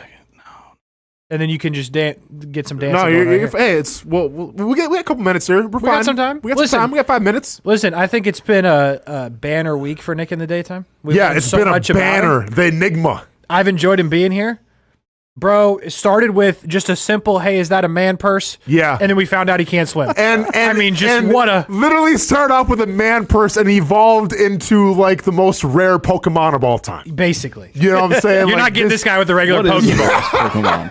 All right? You're just check not your doing Pokedex because this guy is super rare. He's a white star, I believe. Is that the rare? Fast. Yeah, I think so. All right. That one might work. All right, which that can camera work. is You have that? to back up into So this that's corner here. a He little moved bit. this cam. Okay, so that back up. camera's over there questionable, by the way. Okay, So. yeah. All right, back up a little bit. Back up a little more. All right, now Perfect. Look to your right. You're over here. Yeah, this is camera right here. All right, Yes. cool. All right, That's the right fantastic. Yep, wave and say what's up to him. All right, Nick in the daytime. We ready to do some NBA slam poetry? Now I got to copy the music over. You're doing fast at me. All right, we got Someone said Ronan dance on the table. Yeah, we got it. Well, no. There's too much equipment here, but here we go. I like the attitude. Ooh. All right, so do you want to come back to me now? So when I finish the verse, we can cut to Ronan doing a dance? You know what I'm saying? All right. Man. We're asking a lot of Nick in the daytime. We're asking a lot. On a Friday, too. Last segment on a Friday. Last segment, man. Can you overproduce this? Listen, we're calling. Nope, that ain't. Well, that's fine. We can do this, dude. Hold on. All right, I can get back to you. Just use this one. yeah, let's use this one. That's fine. All right. Just All move right, it around. Cool. Yeah, Do it. just so when I'm done, then cut to him. He'll do a dance, and then we'll keep on going. I got like 6 of these. All right, ready? NBA slam poetry, trouble in Dallas. It's the last one we do. My workload is getting lighter. Boston looks unstoppable. There's not much else to say. Somebody should probably get me Drake's ghostwriter. Hit it on Rollins. Rollins him with a dance. Yeah, Team Kendrick Lamar in here, baby. Hit him with that wiggy. We're Team Kendrick all day. We're a Kendrick household. All right, bring it back, Nick. Derek White, a beast. He's the man who knocks. We'll call him Walter. Call Dan Hurley, Julia Roberts. He's a runaway bride. Left LeBron James at the altar. Ooh. You hate to see it. Hit him with it, Rones. Hit him with that gritty. Nick, that's a vibe though, huh? That's a vibe. You feel that? I don't know the vibe button. That's the vibe button. It's all good. Bring it back. Bring it back. Uh-oh. No, it's all good. We gotta get through this, Nick. Boom, here we go. All right, cool. All right. Tim Hardaway is the third highest paid Mav. The stock is dropping like Radio Shack. $16 million a year. The only thing more absurd is how much Nick spends on fanny packs. Oh! The video. Oh!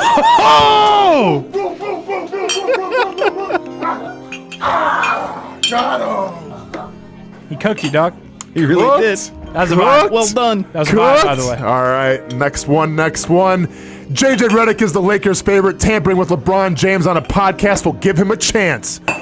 I hope she knows a good pastry chef and a mime because Caitlin Clark, you aren't going to France. Shock value. She ain't going. Say what you want about Luka. He's goated. You can't hate him. Say what you want about Boston. They have a GOAT too, but it's not Jason Tatum. Oh! What up, Jaylen Brown? Come on. There they go. Where did you hit him? All right, we got one more. Look at that. Before we got to go here. Yeah, that's little Dragon Ball Z coming at you. Yeah, absolutely. Whew, about to have a heart attack. Last time I closed out slam poetry, I got offed like Nick swimming in the creek. Don't worry, I'm not going anywhere. So thank you for checking out Austen and Kasey's Summertime Spectacular Week. How about that? Hey. How about that? And everybody out there, happy Father's Day for Kasey Kuhrts helping out for the whole week, man. We appreciate you. Beautiful work. Nick in the daytime, the human enigma. We learned so much about you, man. We're going to put the request in, all right? We're going to try to bring you back, all right? You know what I'm saying? Give you a new contract and everything. We appreciate you the whole week, man, filling in. For Ronan, dude, come say what's up, man. Say happy Father's Day out there. All the fathers out there doing their thing. Happy Father's Day. Say it one more time. Happy Father's Day. And I'm Austen Lane. Y'all stay casual. Be safe. Happy Father's Day weekend. We'll see you when we see you. 2-week break. Stay casual.